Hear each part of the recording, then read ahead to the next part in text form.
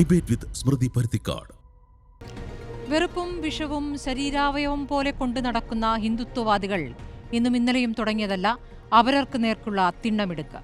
മണിപ്പൂരിൽ, ഒഡീഷയിൽ, ഉത്തർപ്രദേശിൽ, പഞ്ചാബിൽ, മധ്യപ്രദേശിൽ, ഗുജറാത്തിൽ പറഞ്ഞാൽ ഇപ്പോഴൊന്നും തീരാത്തത്ര ഓർമ്മകളുണ്ട് നമുക്ക് ചുറ്റും.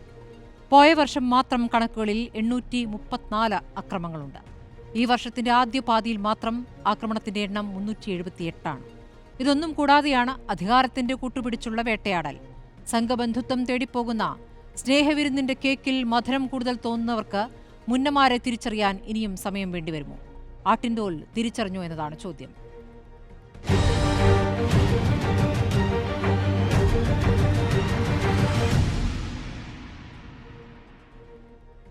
കത്തോലിക്ക കോൺഗ്രസ് നേതാവ് ഫാദർ ഫിലിപ്പ് കവിയിൽ, നിതീഷ് നാരായണൻ SFI മുൻ അഖിലേന്ത്യാ vice president, Chankutty Das BJP പ്രതിനിധി, റിജു കാഞ്ഞൂക്കാരൻ അൽമായ മുന്നേറ്റം എന്നിവരാണ് ചർച്ചയിലുള്ളത്.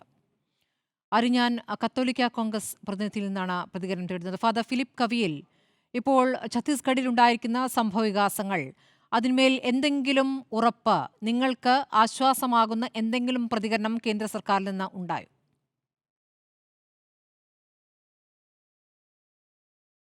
ഛത്തീസ്ഗഡിൽ ഉണ്ടായ ആ സംഭവം വളരെ ദുഃഖകരവും വേദനാജനകവുമാണ്.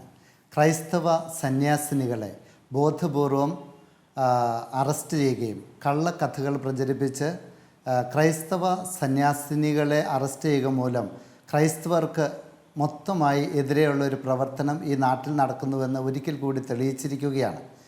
കേരളത്തിൽ ക്രൈസ്തവരുമായി വളരെ അടുത്ത് പ്രവർത്തിക്കുവാൻ ഭരിക്കുന്ന കേന്ദ്ര ഗവൺമെൻറ്റിൻ്റെ പാർട്ടികൾ പരിശ്രമിക്കുമ്പോഴും മറ്റ് സംസ്ഥാനങ്ങളിൽ ബോധപൂർവം ക്രൈസ്തവർക്കെതിരായി പ്രവർത്തിക്കുന്നതിൻ്റെ പല തെളിവുകളും നമുക്ക് ലഭിച്ചിട്ടുണ്ട്. ഇത് അവസാനത്തെ ഒരു തെളിവാണ്. ഞങ്ങൾ CBCIയുടെ നേതൃത്വത്തിൽ, CBCIയുടെ പ്രസിഡൻറ്റ്, കേരള കത്തോലിക്ക മെത്രാൻ സമിതിയുടെ പ്രസിഡൻറ്റ്, അഭിനന്ദനായ ആർച്ച് ബിഷപ്പ് ആൻഡ്രൂസ് താഴത്ത് പിതാവ് സംശയലേശമന്യേ ഈ സംഭവത്തെ അപലപിച്ചിട്ടുണ്ട്, നീതിക്കായി ഗവൺമെൻറ്റിനോട് അഭ്യർത്ഥിച്ചിട്ടുണ്ട്. അതിനുള്ള പരിശ്രമങ്ങൾ നടക്കുകയാണ്. ഇതുവരെ ഒരു ആശ്വാസവചനം ലഭിച്ചതായിട്ട് എനിക്ക് അറിവില്ല. ഈ കേന്ദ്ര സർക്കാർ തീർച്ചയായും ഈ വിഷയത്തിൽ ഇടപെടുമെന്ന് ഞങ്ങൾ പ്രതീക്ഷിക്കുകയാണ്, പ്രത്യാശിക്കുകയാണ്. ഒരു നാട്ടിൽ ഒരു പൗരന്മാർക്ക് പ്രയാസമുണ്ടാകുന്ന വിഷയങ്ങൾ വരുമ്പോൾ ഗവൺമെൻറ്റിനോടാണല്ലോ സഹായം അഭ്യർത്ഥിക്കേണ്ടത്. ഈ നാട്ടിലെ എല്ലാ പൗരന്മാർക്കും തുല്യമായ നീതി ലഭിക്കേണ്ടതുണ്ട്.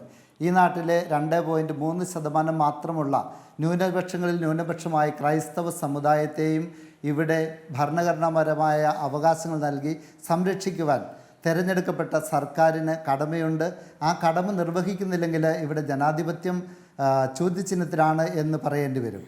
മതേതരത്വം നിലനിൽക്കുന്ന ഈ നാട്ടിൽ, ഭരണഘടന മതേതരത്വം അനുവദിച്ചിരിക്കുന്ന ഈ നാട്ടിൽ എല്ലാ മതക്കാർക്കും സമാധാനത്തോടെ സന്തോഷത്തോടെ ജീവിക്കുവാനുള്ള അവസരം സംജാതമാക്കേണ്ടതാണ്.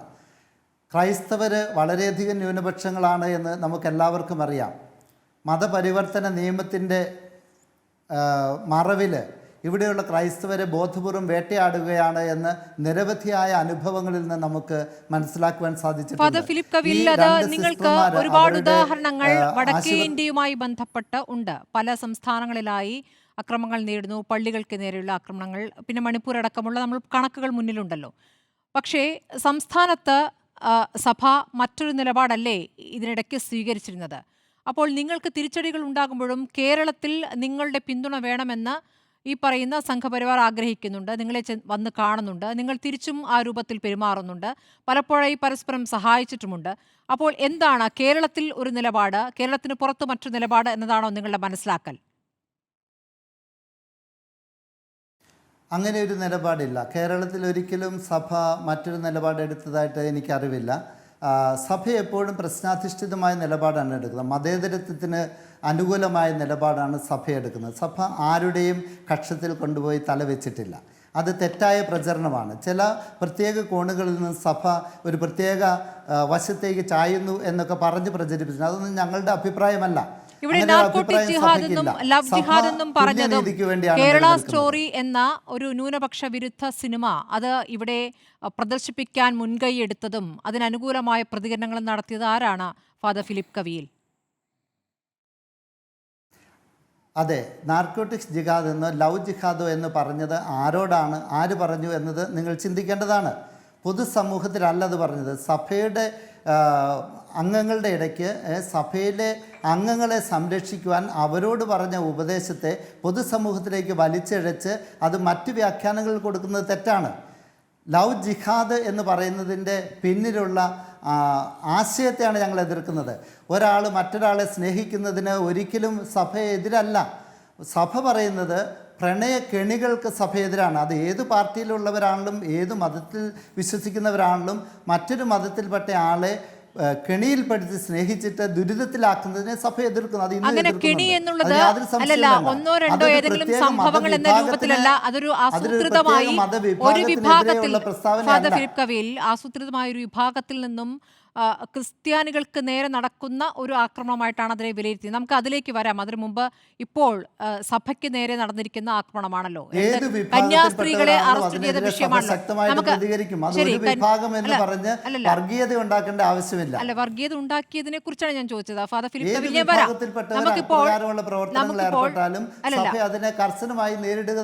നമുക്ക് കന്യാസ്ത്രീകളുമായി ബന്ധപ്പെട്ട വിഷയം സംസാരിച്ച ശേഷം ആരാരുടെ ശത്രു എന്ന തിരിച്ചറിവ് എന്നൊരു പ്രധാനപ്പെട്ട വിഷയമാണല്ലോ.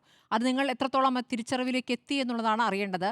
നിങ്ങളെ ഏത് രൂപത്തിലാണ് ഈ ഉപദ്രവിക്കുന്നവർ കാണുന്നത്? അതിന് ഏതെങ്കിലും ഒരു സംസ്ഥാനത്തിന് മാത്രമായി ഇളവുണ്ട് എന്ന രൂപത്തിൽ കാണാനും പറ്റില്ലല്ലോ. ശങ്കുട്ടി ദാസ്, ഇപ്പോൾ ഛത്തീസ്ഗഡിൽ ഉണ്ടായിരിക്കുന്ന സംഭവങ്ങളെ BJP എങ്ങനെയാണ് കാണുന്നത്? വരാം.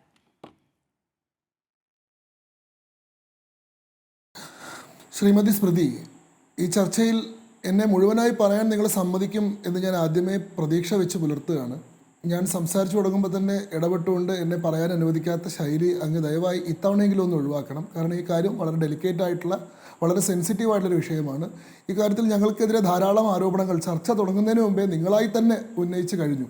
മനസ്സിൽ മുഴുവൻ വെറുപ്പും വിരോധവും വെച്ച് നടക്കുന്ന സംഘപരിവാറുകാർ, അവർ തക്കം കിട്ടിയാൽ തനിനിറം പുറത്തെടുക്കുന്ന മുന്നമാരാണ്, അവരുടെ ആട്ടിൻ തോല് പുറത്തായും ഞങ്ങൾ ആട്ടിൻ തോലിട്ട ചെന്നായകളാണ്. ഈ കാര്യത്തിൽ ഞങ്ങൾ വളരെ മോശക്കാരും ദുഷ്ടന്മാരും വർഗീയവാദികളും ഒക്കെയാണ് എന്നുള്ള നിങ്ങളുടെ നിലപാട് നിങ്ങൾ പറഞ്ഞു കഴിഞ്ഞു. അങ്ങനെയുള്ള ഞങ്ങളുമായിട്ട് ക്രിസ്ത്യൻ സഭ ഒരു നിലയ്ക്കും കൂട്ടുകൂടാൻ പാടില്ല. അങ്ങനെ മുന്നേ എന്തെങ്കിലും ചെയ്തിട്ടുണ്ടെങ്കിൽ അത് തെറ്റാണെന്ന് നിങ്ങൾ ഈ സമയത്തെങ്കിലും തിരിച്ചറിഞ്ഞ് ഞങ്ങളുമായിട്ടുള്ള ബന്ധം വെട്ടണം എന്ന് നിങ്ങൾ അവരെ ഉപദേശിച്ചു കഴിഞ്ഞു. ഈ ചർച്ചയിൽ ബാക്കി പങ്കെടുക്കുന്ന ആളുകളും സമാനമായിട്ടുള്ള അഭിപ്രായം പങ്കുവയ്ക്കുന്നവരാണെന്ന് ഞാൻ വിചാരിക്കുന്നു. അതുകൊണ്ട് ഈ വിഷയത്തിൽ ഞാൻ കാണുന്ന വസ്തുതകൾ ചിലത് പറയാൻ നിങ്ങൾ എന്നെ അനുവദിക്കും എന്ന് ഞാൻ പ്രതീക്ഷിക്കുകയാണ്. ആദ്യത്തെ കാര്യം, ഈ സംഭവം നടക്കുന്നത് ഈ കഴിഞ്ഞ 25-ാം തീയതിയാണ്, വെള്ളിയാഴ്ചയാണ്. ഇന്ന് നമ്മൾ ചർച്ച ചെയ്യുന്ന പശ്ചാത്തലം, ഈ വിഷയത്തിൽ KC വേണുഗോപാൽ പ്രധാനമന്ത്രിക്ക് കത്തയക്കുകയും KCBC ഈ വിഷയത്തിൽ പ്രതിഷേധം രേഖപ്പെടുത്തുകയും അതുമായി ബന്ധപ്പെട്ട് സഭാ അധികാരികളുടെ ഭാഗത്തു നിന്ന് പ്രതികരണങ്ങൾ ഉണ്ടാവുകയും ചെയ്തതിന് ശേഷമാണ്.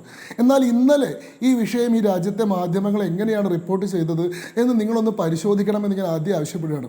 ഹിന്ദുസ്ഥാൻ ടൈംസിൽ ഇതുമായി ബന്ധപ്പെട്ട് വന്ന റിപ്പോർട്ടിൽ പറയുന്ന 2 കാര്യങ്ങൾ മാത്രം ഞാൻ സൂചിപ്പിക്കാം.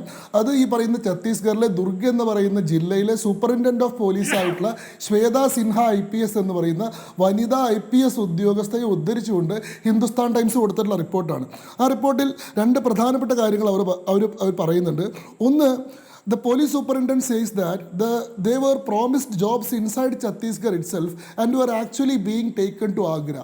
അതായത് ഈ പെൺകുട്ടികൾ ഈ റെയിൽവേ സ്റ്റേഷനിൽ വെച്ച് 2 കന്യാസ്ത്രീകളോടൊപ്പം 18ഉം 19ഉം വയസ്സുള്ള 2 പെൺകുട്ടികളെയും ഒരു ചെറുപ്പക്കാരനായിട്ടുള്ള ആൺകുട്ടിയെയും കാണുന്നു. ഇവരോട് TT പ്ലാറ്റ്ഫോം ടിക്കറ്റ് എവിടെയെന്ന് ചോദിക്കുന്നു. പ്ലാറ്റ്ഫോം ടിക്കറ്റ് ഇല്ല എന്നിവർ പറയുന്നു. സ്വാഭാവികമായിട്ട് കൂടെയുള്ള പെൺകുട്ടികൾ ആരാണെന്ന് അന്വേഷിക്കുന്നു. ഈ പെൺകുട്ടികളുടെ ആധാർ കാർഡ് പോലെയുള്ള രേഖകൾ ഹാജരാക്കാൻ സാധിക്കുന്നില്ല. ഇതുമായി ബന്ധപ്പെട്ട് അവിടെയുള്ള ആളുകൾ ഈ വിഷയത്തിൽ ഇടപെടുന്നു. അതിൽ ബജരംഗദളുടെ ഉൾപ്പെടെയായിട്ടുള്ള ആളുകളുണ്ട്. അത് വിഷയമാവുന്നു. പോലീസ് വരുന്നു. ഈ കാര്യങ്ങളൊക്കെ നമുക്കറിയാം. അതിൽ പോലീസ് ആദ്യഘട്ടത്തിൽ മാധ്യമങ്ങളോട് നടത്തിയിട്ടുള്ള പ്രതികരണമാണ് ഞാൻ പറയുന്നത്. ഈ പെൺകുട്ടികൾ പറയുന്നത് ഇവർക്ക് ഛത്തീസ്ഗഡിൽ ജോലി കൊടുക്കാമെന്ന് പറഞ്ഞുകൊണ്ടാണ് ഇവരെ കൂട്ടിക്കൊണ്ടുവന്നത്.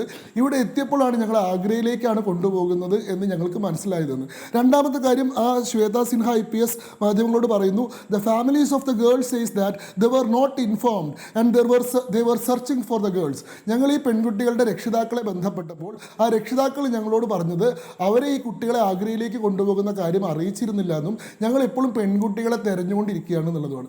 ഇങ്ങനെയൊരു സാഹചര്യം വന്നാൽ സ്വാഭാവികമായിട്ട് പോലീസ് എടുക്കേണ്ട നടപടി എന്താണ്? ഇത് ഹിന്ദുസ്ഥാൻ ടൈംസ് റിപ്പോർട്ട് ചെയ്തുകൊണ്ട് മാത്രം നിങ്ങൾ വിശ്വസിക്കണം എന്നില്ല. ഞാൻ മാതൃഭൂമിയും മനോരമയും ഇന്നലെ റിപ്പോർട്ട് ചെയ്തിട്ടുള്ള വാർത്തകൾ ഞാൻ നിങ്ങൾക്ക് വായിച്ചു തരാം. ഇത് മാതൃഭൂമിയാണ്. മാതൃഭൂമിയിൽ ഇന്നലെ വന്നിട്ടുള്ള റിപ്പോർട്ടിൽ പറയുന്നു, ഒരു സംഘം ആളുകൾ ഇവരെ തടഞ്ഞു വെക്കുകയും പോലീസിനെ അറിയിക്കുമായിരുന്നു. ഒരു പെൺകുട്ടി തൻ്റെ സമ്മതമില്ലാതെയാണ് ജോലിക്ക് കൊണ്ടുവന്നതെന്ന് മൊഴി നൽകിയതോടെ സ്ഥിതിഗതികൾ വഷളായി. പെൺകുട്ടികൾ ആധാർ കാർഡ് കരുതിയിരുന്നില്ല. മനുഷ്യക്കടത്ത്, മതപരിവർത്തനം എന്നീ കുറ്റങ്ങൾ ചുമത്തിയിരിക്കുന്നെന്ന് ഗ്രീൻ ഗാർഡൻ സന്യാസ സഭയുടെ മേലധികാരികൾ മാതൃഭൂമിയോട് പറഞ്ഞു. ഇത് മാതൃഭൂമി ഇന്നലെ റിപ്പോർട്ട് ചെയ്തതാണ്. സമാനമായിട്ടുള്ള സ്വഭാവത്തിലുള്ള റിപ്പോർട്ട് മനോരമയിലും വന്നിട്ടുണ്ട്. ഇപ്പോൾ അത് എഡിറ്റ് ചെയ്തിട്ടുണ്ടോ ഇല്ല എന്നുള്ളത് എനിക്കറിയില്ല. അതായത് ഇവരെ ചോദ്യം ചെയ്ത ഘട്ടത്തിൽ ഈ 2 പെൺകുട്ടികളിലെ ഒരു പെൺകുട്ടി പറയുകയാണ് തൻ്റെ സമ്മതമില്ലാതെയാണ് തന്നെ അങ്ങോട്ട് കൊണ്ടുവന്നിരിക്കുന്നത് എന്ന് പറയുകയാണ്. സ്വാഭാവികമായിട്ട് അതൊരു ഒഫൻസാണ്. ഇതൊരു കാവി അണിഞ്ഞിട്ടുള്ളൊരു സന്യാസി 2 പെൺകുട്ടികളുമായിട്ട് റെയിൽവേ സ്റ്റേഷനിൽ നിൽക്കുന്നു. അവരുടെ കയ്യിൽ ടിക്കറ്റ് ഇല്ല, അവരുടെ കയ്യിൽ ഈ കുട്ടികളുടെ ആധാർ കാർഡ് ഇല്ല. ഇവരോട് ചോദിക്കുമ്പോൾ ഞങ്ങളുടെ ഇഷ്ടമില്ലാണ്ടാണ് കൊണ്ടുപോകുന്നതെന്ന് പറയുന്നു. ഇവരുടെ രക്ഷിതാക്കളെ ബന്ധപ്പെടുമ്പോൾ രക്ഷിതാക്കൾ ഇത് അറിയില്ലെന്ന് പറയുന്നു. സ്വാഭാവികമായിട്ട് എന്ത് ഒഫൻസാണ് അവിടെ വരിക? ഇവർക്കെതിരെ FIR ഇട്ടിരിക്കുന്ന 2 ഒഫൻസ് പറഞ്ഞിട്ടാണ്. ഒന്ന് section 153 of BNS, section 143 of BNS. Section 143 of BNS എന്ന് പറയുന്നത് ഹ്യൂമൻ ട്രാഫിക്കിങ്ങുമായി ബന്ധപ്പെട്ടതാണ്. 2 section 4 of religious freedom act of Chhattisgarh. ഛത്തീസ്ഗഡിലുള്ള ധാർമ്മിക് സ്വതന്ത്രതാ അധിനിയമം എന്ന് പറയുന്ന ആൻറ്റി കൺവെർഷൻ ലോ, മതപരിവർത്തന നിരോധന നിയമത്തിൻ്റെ അടിസ്ഥാനത്തിലാണ്. ഈ മതപരിവർത്തന നിരോധന നിയമം BJP ഉണ്ടാക്കിയിട്ടുള്ള നിയമമല്ല, 1968 നിയമമാണ്.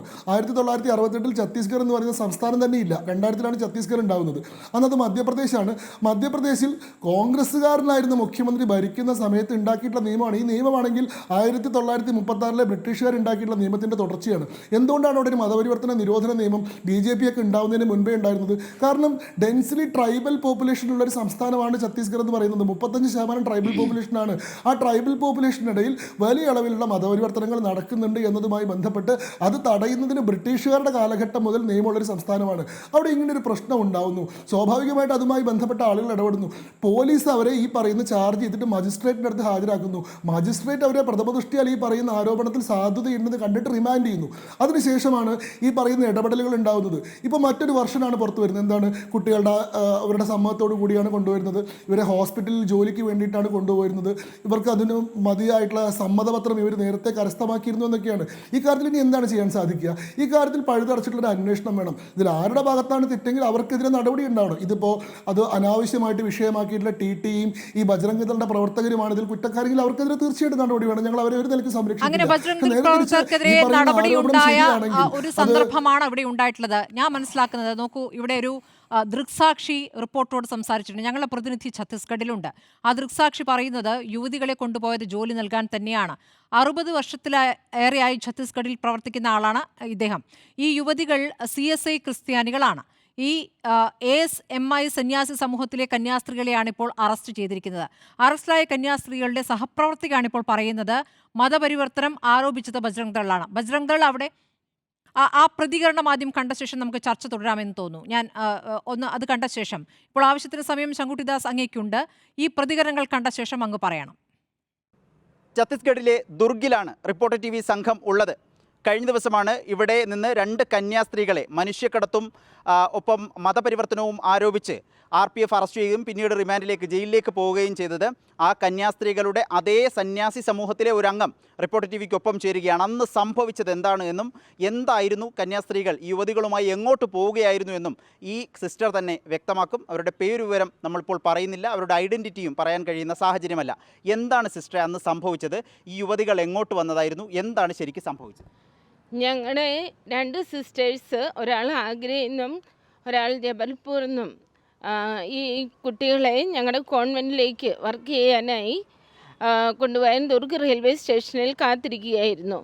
അപ്പോൾ നാരായണപൂർ സൈഡിൽ നിന്നും ഓർച്ച എന്ന വില്ലേജിൽ നിന്നും 3 കുട്ടികളെയും കൂട്ടി അവരുടെ വില്ലേജിലെ ഒരു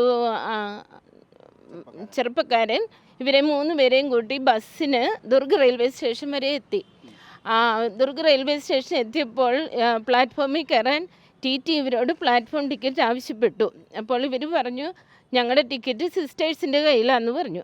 അന്നേരം സിസ്റ്റേഴ്സിനെ വിളിക്കൂ എന്ന് പറഞ്ഞപ്പോൾ ഒരു സിസ്റ്ററിനെ വിളിച്ചു വന്നപ്പോഴത്തേനും ഉടനെ തന്നെ ആരാ ഇൻഫർമേഷൻ കൊടുത്തതെന്ന് അറിയത്തില്ല, പോലീസും മറ്റെല്ലാവരും കൂടെ വന്നു ഇവരെ വളഞ്ഞ് റെയിൽവേ പോലീസ് ഇവരെ ഏറ്റെടുക്കുകയായിരുന്നു ചെയ്തത്.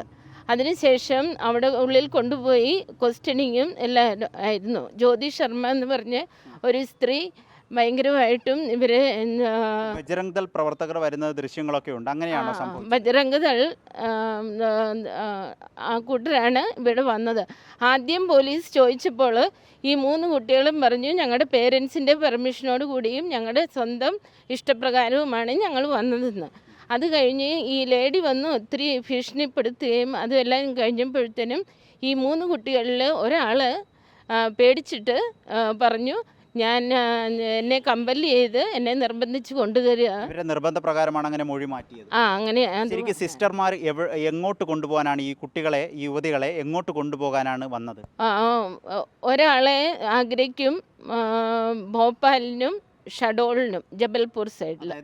എന്തിനു വേണ്ടിയാണ് അവരെ കൊണ്ടുപോകുന്നത്? അവിടെ ഞങ്ങളുടെ കോൺവെന്റിൽ വർക്ക് ചെയ്യാൻ വേണ്ടി, ഈ വീട്ടുജോലി പോലെയുള്ള വർക്കുകൾ, കുക്കിംഗ് ഒക്കെ ചെയ്യാൻ വേണ്ടി കൊണ്ടുപോകുന്നതാണ്.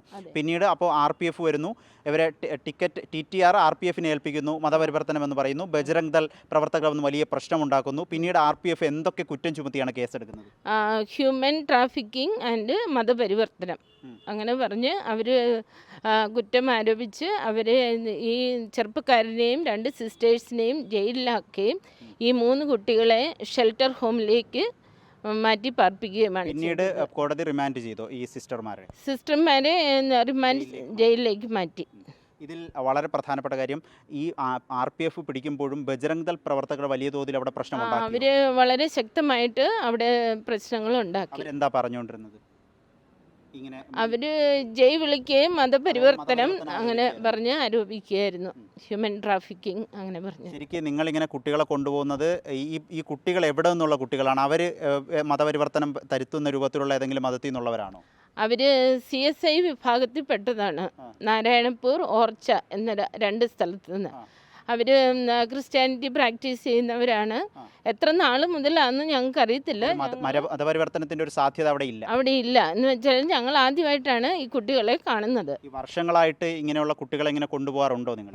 ഞങ്ങൾ കൊണ്ടുപോകാറുണ്ട്. എന്താണെന്ന് വെച്ചാൽ ഞങ്ങൾ 60 വർഷമായി ഛത്തീസ്ഗഡിൽ വർക്ക് ചെയ്യുന്നത്. അപ്പം ഇങ്ങനെയുള്ള ആദിവാസി കുട്ടികൾ അല്ലെങ്കിൽ ജീവിക്കാൻ മാർഗമില്ലാത്ത ഒരു പാവങ്ങളെ ഞങ്ങൾ ഇങ്ങനെ ജോലിക്ക് കൊണ്ടുപോയി അവർക്ക് പൈസ കൊടുത്ത് അല്ലെങ്കിൽ അവരെ എന്തെങ്കിലുമൊക്കെ പഠിപ്പിച്ച് ഒരു പറക്ക പറ്റിച്ച് അവർക്ക് ഒരു മെച്ചപ്പെട്ട ജീവിതം കൊടുക്കാറുണ്ട്. വളരെ പ്രധാനപ്പെട്ട കാര്യമാണ് സിസ്റ്റർ വ്യക്തമാക്കിയത്. പിടിക്കപ്പെട്ട പോലീസ് അറസ്റ്റ് ചെയ്ത സന്യാസ സമൂഹത്തിലെ അതേ സിസ്റ്റർ തന്നെയാണ്, ആ ഒരു സിസ്റ്ററാണ് വ്യക്തമാക്കിയത്. ഇവർ 3 യുവതികൾ വന്നിരുന്നു. അവരെ മറ്റു സ്ഥാപനങ്ങളിലേക്ക്, ഈ സന്യാസ സമൂഹത്തിൻ്റെതുമായി ബന്ധപ്പെട്ട സ്ഥാപനങ്ങളിലേക്ക് ജോലിക്ക് കൊണ്ടുപോകാനാണ് വന്നത്. പക്ഷേ ബജറംഗ് ദൾ പ്രവർത്തകർ വലിയ ജയ് വിളിക്കുകയും പ്രശ്നമുണ്ടാക്കുകയും മതപരിവർത്തനമെന്ന് ആരോപിക്കുകയും ചെയ്തു. അങ്ങനെ RPF കേസെടുത്തു. ഇപ്പോൾ ജയിലിലാണ് ഈ 2 കന്യാസ്ത്രീകളുമുള്ളത്.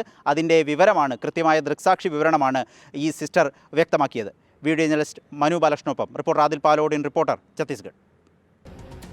ഇതാണ് അവിടെ സംഭവിച്ചിരിക്കുന്നത്. ഇപ്പോൾ ഛത്തീസ്ഗഡിൽ 60 വർഷത്തോളം പ്രവർത്തിക്കുന്ന കന്യാസ്ത്രീകൾക്ക് മുഖം കാണിച്ച് പ്രതികരിക്കാൻ ഭയക്കുന്ന സാഹചര്യം.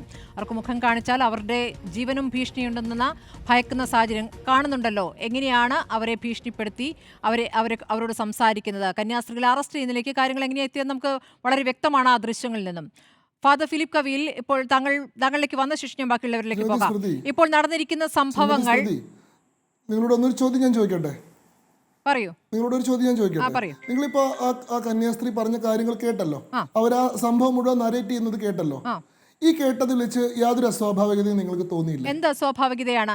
അവിടെ ഏറ്റവും ദരിദ്രമായ ചുറ്റുപാടിലുള്ള ആദിവാസികൾ അടക്കമുള്ളവർക്ക് ഇടയ്ക്കിടയ്ക്ക് ജോലി കിട്ടാൻ വേണ്ടി അവരെ കൊണ്ടുപോകാറുണ്ട്. ഈ സഭയിൽ കോൺവെന്റിലെ ജോലികൾക്കായി അവരെ കൊണ്ടുപോകാറുണ്ട്. അവർക്ക് അതിനുള്ള ശമ്പളവും കൊടുക്കും. അങ്ങനെ കൊണ്ടുപോകുന്ന 3 പേരാണ്. അതിലൊന്ന് ആദിവാസി യുവാവും 2 പെൺകുട്ടികളുമാണ്. അവരുടെ കയ്യിൽ സമ്മതപത്രമുണ്ട്. ആ സമ്മതപത്രം പരിശോധിച്ചിട്ടുണ്ടോ? ഈ പറയുന്ന ദേശീയ മാധ്യമങ്ങൾ, പത്രങ്ങൾ റിപ്പോർട്ട് ചെയ്തു എന്നതുകൊണ്ട് അതിൻ്റെ അന്വേഷണത്തിലേക്ക് കടക്കരുത് എന്നാണോ? ഇവിടെ ബജ്രംഗ് ദൾ പ്രവർത്തകർ ആരെയാണ് ഇതിനകം ഈ രാജ്യത്ത് രക്ഷിച്ചിട്ടുള്ളത്? ശ്രീ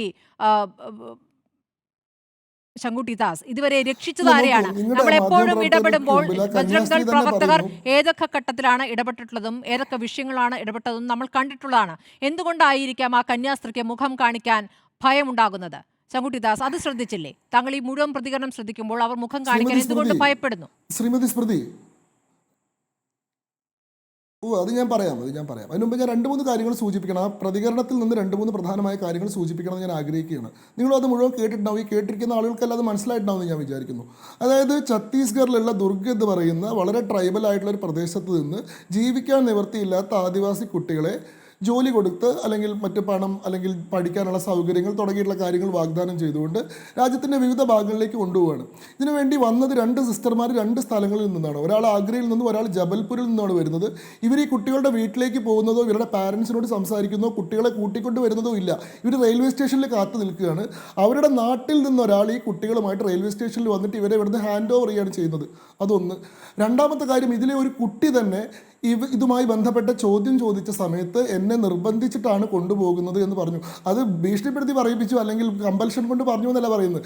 ഒരാൾ എന്നെ എൻ്റെ ഇഷ്ടപ്രകാരം കൊണ്ടുപോകാമെന്ന് പറയുന്നതാണ് കമ്പൽഷൻ കൊണ്ട്. അവിടെ ആളുകൾ കൂടുമ്പോൾ അവർക്ക് എന്നെ ഭീഷണിപ്പെടുത്തി അല്ലെങ്കിൽ എൻ്റെ ഇഷ്ടമല്ലാണ്ടാണ് കൊണ്ടുപോകുന്നത് എന്ന് പറയാനുള്ള അവർക്ക് ഭയം ഉണ്ടാകും. ഭയം എന്ന വികാരം ജനിപ്പിച്ചിട്ടാണല്ലോ ബാക്കി കാര്യങ്ങളൊക്കെ. ഞാൻ താങ്കളിലേക്ക് വരാം. ഞാനൊന്ന് കത്തോലിക്ക കോൺഗ്രസിലെ ഫാദർ ഫിലിപ്പ് കവിയിലേക്ക് പോയ ശേഷം ബാക്കിയുള്ളവർക്ക്. ഫാദർ ഫിലിപ്പ് കവിയിൽ, ഇപ്പോൾ ഈ അറസ്റ്റ് ചെയ്യപ്പെട്ട കന്യാസ്ത്രീകളുടെ സഹപ്രവർത്തകരുടെ പ്രതികരണമാണ് കണ്ടത്. അവിടെ ഒരു ഭയപ്പാടുള്ള സാഹചര്യമുണ്ട്. ഞങ്ങളെ പ്രതിനിധി ആദിൽ അവിടെ ഉണ്ടല്ലോ. അതിൽ ഞങ്ങളോട് നേരത്തെ സംസാരിച്ചിട്ടുണ്ട്. മൊത്തത്തിൽ ആശങ്കയുണ്ടാകുന്ന സാഹചര്യമുണ്ട്. സഭ എന്ന് പറഞ്ഞാൽ ഈ ആളുകളെ കടത്തിക്കൊണ്ടുപോകുന്ന ഒരു സംവിധാനമാണോ? നിങ്ങൾക്ക് ആളുകളെ കടത്തിക്കൊണ്ടുപോയിട്ടാണോ സഭ വികസിപ്പിക്കേണ്ട അവസ്ഥയുള്ളത്? ഈ പറയുന്ന ആരോപണം അതാണല്ലോ. ഇവര് എന്ത് ആരോപണമാണ് ഇവൻ ഉന്നയിക്കുന്നത്? സഭ എങ്ങോട്ടാണ് ഈ കടത്തിക്കൊണ്ടു പോകേണ്ടത്? ഇവിടുന്ന് ഇന്ത്യയിലെ ജനങ്ങളെ ആഫ്രിക്കയിലേക്കോ ജർമ്മനിയിലേക്കോ ഇറ്റലിയിലേക്കോ കൊണ്ടുപോയിരുന്നെങ്കിൽ അത് കടത്തിക്കൊണ്ടുപോക്കെന്ന് പറയാമായിരുന്നു. പക്ഷേ ഇവിടെ സംഭവിച്ച എന്താണെന്ന്, ഈ പറഞ്ഞ ആളുകൾ ക്രൈസ്തവരാണെന്ന് ആ സിസ്റ്റർ തന്നെ പറയും. നിങ്ങൾ കേട്ടതല്ലേ? മറ്റ് മതവിഭാഗത്തിൽപ്പെട്ട ആളുകളല്ല, ക്രൈസ്തവരായ ആളുകൾ, ക്രൈസ്തവരായ ഞങ്ങളുടെ സ്ഥാപനത്തിൽ ജോലിക്ക് വരികയാണ്. അവർ വെറുതെ ജോലിക്ക് വരികയാണ്. ആനുകൂല്യങ്ങളും എല്ലാം എന്നൊരു ചോദ്യം കൂടി ഉണ്ടല്ലോ. അതെ, ക്രൈസ്തവരല്ലെങ്കിലും കുഴപ്പമില്ല. ഇപ്പോൾ ഇവിടുത്തെ ഒരു സ്ഥിതി എന്ന് പറഞ്ഞാൽ ഉത്തരേന്ത്യയിൽ ക്രൈസ്തവർക്ക് ജീവിക്കാൻ സാധിക്കാത്തൊരു സ്ഥിതിവിശേഷം സംജാതമായിരിക്കുകയാണ്. അത് ഭാരതത്തിൻ്റെ, മതേതര ഭാരതത്തിൻ്റെ ഹൃദയത്തിലേറ്റ വലിയ മുറിവാണെന്ന് നമ്മൾ തിരിച്ചറിയണം. ഇത് പറയാൻ എനിക്ക് ആരും ഭയപ്പെടേണ്ട കാര്യമില്ല. നമ്മുടെ BJPയുടെ സുഹൃത്ത് എന്തിനാണ് അത് മാറ്റിമറിക്കുന്നത്? അദ്ദേഹം ആ പിള്ളേരെ കൂട്ടിക്കൊണ്ട് വന്ന അവരുടെ സഹോദരനാണെന്ന് നമ്മൾ കേട്ടതല്ലേ. പിന്നെ എന്താണ് ഇങ്ങനെയൊക്കെ പറയുന്നത്? ഇവിടെ ബജറംഗ് ദളാണോ ഇവിടുത്തെ ഈ നാട്ടിലെ നിയമവാഴ്ചയെ നിയന്ത്രിക്കേണ്ടത്? ഇവിടെ പോലീസ് അവർ പറയുന്നത് കേൾക്കുകയാണെങ്കിൽ പിന്നെ എന്ത് നിയമവാഴ്ചയാണുള്ളത്? ഈ നാട്ടിലെ മതേതരത്വം നിലനിൽക്കണം. ഇത് ഈ വെറുതെ ആരുടെയോ ഓസാരമൊന്നുമല്ല, ഈ നാട്ടിൻ്റെ അവകാശമാണ്. ഒരു ഹൈന്ദവ സഹോദരനുള്ള അവകാശം തന്നെ ഒരു ക്രൈസ്തവ സഹോദരനും ഈ ഇന്ത്യൻ പൗരൻ എന്ന നിലയ്ക്ക് ഇവിടെ ഉണ്ട്. അത് പറയുമ്പോൾ നിങ്ങൾ എന്തിനാണ് വിഷമിക്കുന്നത്? ഇവിടെ ഭൂരിപക്ഷത്തിൻ്റെ ആധിപത്യമൊന്നും അല്ല ഇവിടെ ഉള്ളത്. ഇന്ത്യൻ ഭരണഘടന അനുസരിച്ച് വേണം ഇവിടെ ജീവിക്കുവാൻ. ഇന്ത്യൻ ഭരണഘടന അനുസരിച്ച് ആർട്ടിക്കിൾ 25 വളരെ വ്യക്തമായിട്ടും കൃത്യമായിട്ടും പറയുന്നുണ്ട്, ഇവിടെയുള്ള ഇന്ത്യൻ പൗരന് ഓരോരുത്തർക്കും അവനവൻ്റെ മതവിശ്വാസം അനുസരിച്ച് ജീവിക്കുവാനും ആ വിശ്വാസം പ്രചരിപ്പിക്കുവാനുമുള്ള അവകാശമുണ്ട്. അത് സ്വതന്ത്രമായിട്ട് ആരെങ്കിലും ആ മതത്തിൽ ചേരുവാണെന്ന് പറഞ്ഞാൽ പിന്നെ എന്തിനാണ് ബുദ്ധിമുട്ടുന്നത്? ഇത് പറയുമ്പോൾ നിങ്ങൾ മറ്റ് ലവ് ജിഹാദത്തിലൊന്നും കെണിയിലൊന്നും പെടുത്താൻ നോക്കണ്ട. ഞങ്ങൾ അവിടെ പറഞ്ഞിരിക്കുന്ന കാര്യങ്ങൾ എന്താണ്? ഒരാളെ പ്രലോഭിപ്പിച്ച് ചെയ്യുന്നതിന് ഞങ്ങൾ എതിരാണ്. പ്രിയപ്പെട്ടവരെ, നിങ്ങളൊരു കാര്യം മനസ്സിലാക്കണം. ഈ ഇന്ത്യയിലുള്ള ക്രിസ്ത്യാനികൾ പരിവർത്തനത്തിന് വേണ്ടിയായിരുന്നു പ്രവർത്തിച്ചിരുന്നതെങ്കിൽ ഇന്നും ഇത്രയും വർഷങ്ങൾക്ക് ശേഷവും 2.3% നിലനിൽക്കുമായിരുന്നു. കത്തോലിക്ക മിഷണറിമാർ ഈ രാജ്യത്തിൻ്റെ നന്മയ്ക്ക് വേണ്ടിയാണ് പ്രവർത്തിച്ചിട്ടുള്ളതും പ്രവർത്തിക്കുന്നതും. ഈ ആദിവാസികളുടെ ഇടയ്ക്ക് അല്ലെങ്കിൽ ഉത്തരേന്ത്യയിലുള്ള പാവപ്പെട്ടവരുടെ ഇടയ്ക്ക് അവരുടെ നവോത്ഥാനത്തിന് വേണ്ടിയാണ് പ്രവർത്തിക്കുന്നത്. അത് ഇഷ്ടപ്പെടാത്ത അവിടുത്തെ ജന്മിമാരും അവിടുത്തെ പ്രമാണികളും ആണ് കത്തോലിക്ക മിഷണറിമാർക്കെതിരെ നിൽക്കുന്നത്. കാരണം അവർക്ക് പുരോഗതി ഉണ്ടാകുമ്പോൾ ഇവരെ ഒന്നും അടിമകളായിട്ട് കിട്ടുകയില്ല. ഈ മതപരിവർത്തനമായിരുന്നു ഞങ്ങളുടെ ലക്ഷ്യമെങ്കിൽ ഈ 2.3 എന്ന ശതമാനം എത്രയോ വർഷങ്ങൾക്ക് മുമ്പേ അതിലും അനേകം മടങ്ങ് വർദ്ധിക്കുമായിരുന്നു. അപ്പോൾ കണ്ണടച്ചിരുട്ടാക്കരുത്. മതപരിവർത്തനം എന്ന നിങ്ങളുടെ ഒരു വാക്കുകൊണ്ട് ഞങ്ങളെ കീഴടക്കാമെന്ന് നിങ്ങൾ വിചാരിക്കേണ്ട.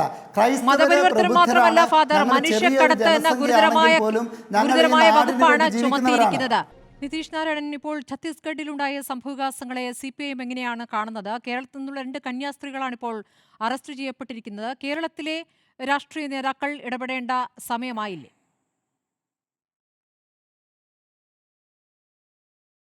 എനിക്ക് ചോദ്യം വ്യക്തമായില്ല. അവസാന ഭാഗം ഒന്ന് റിപ്പീറ്റ് ചെയ്താൽ നന്നാവും.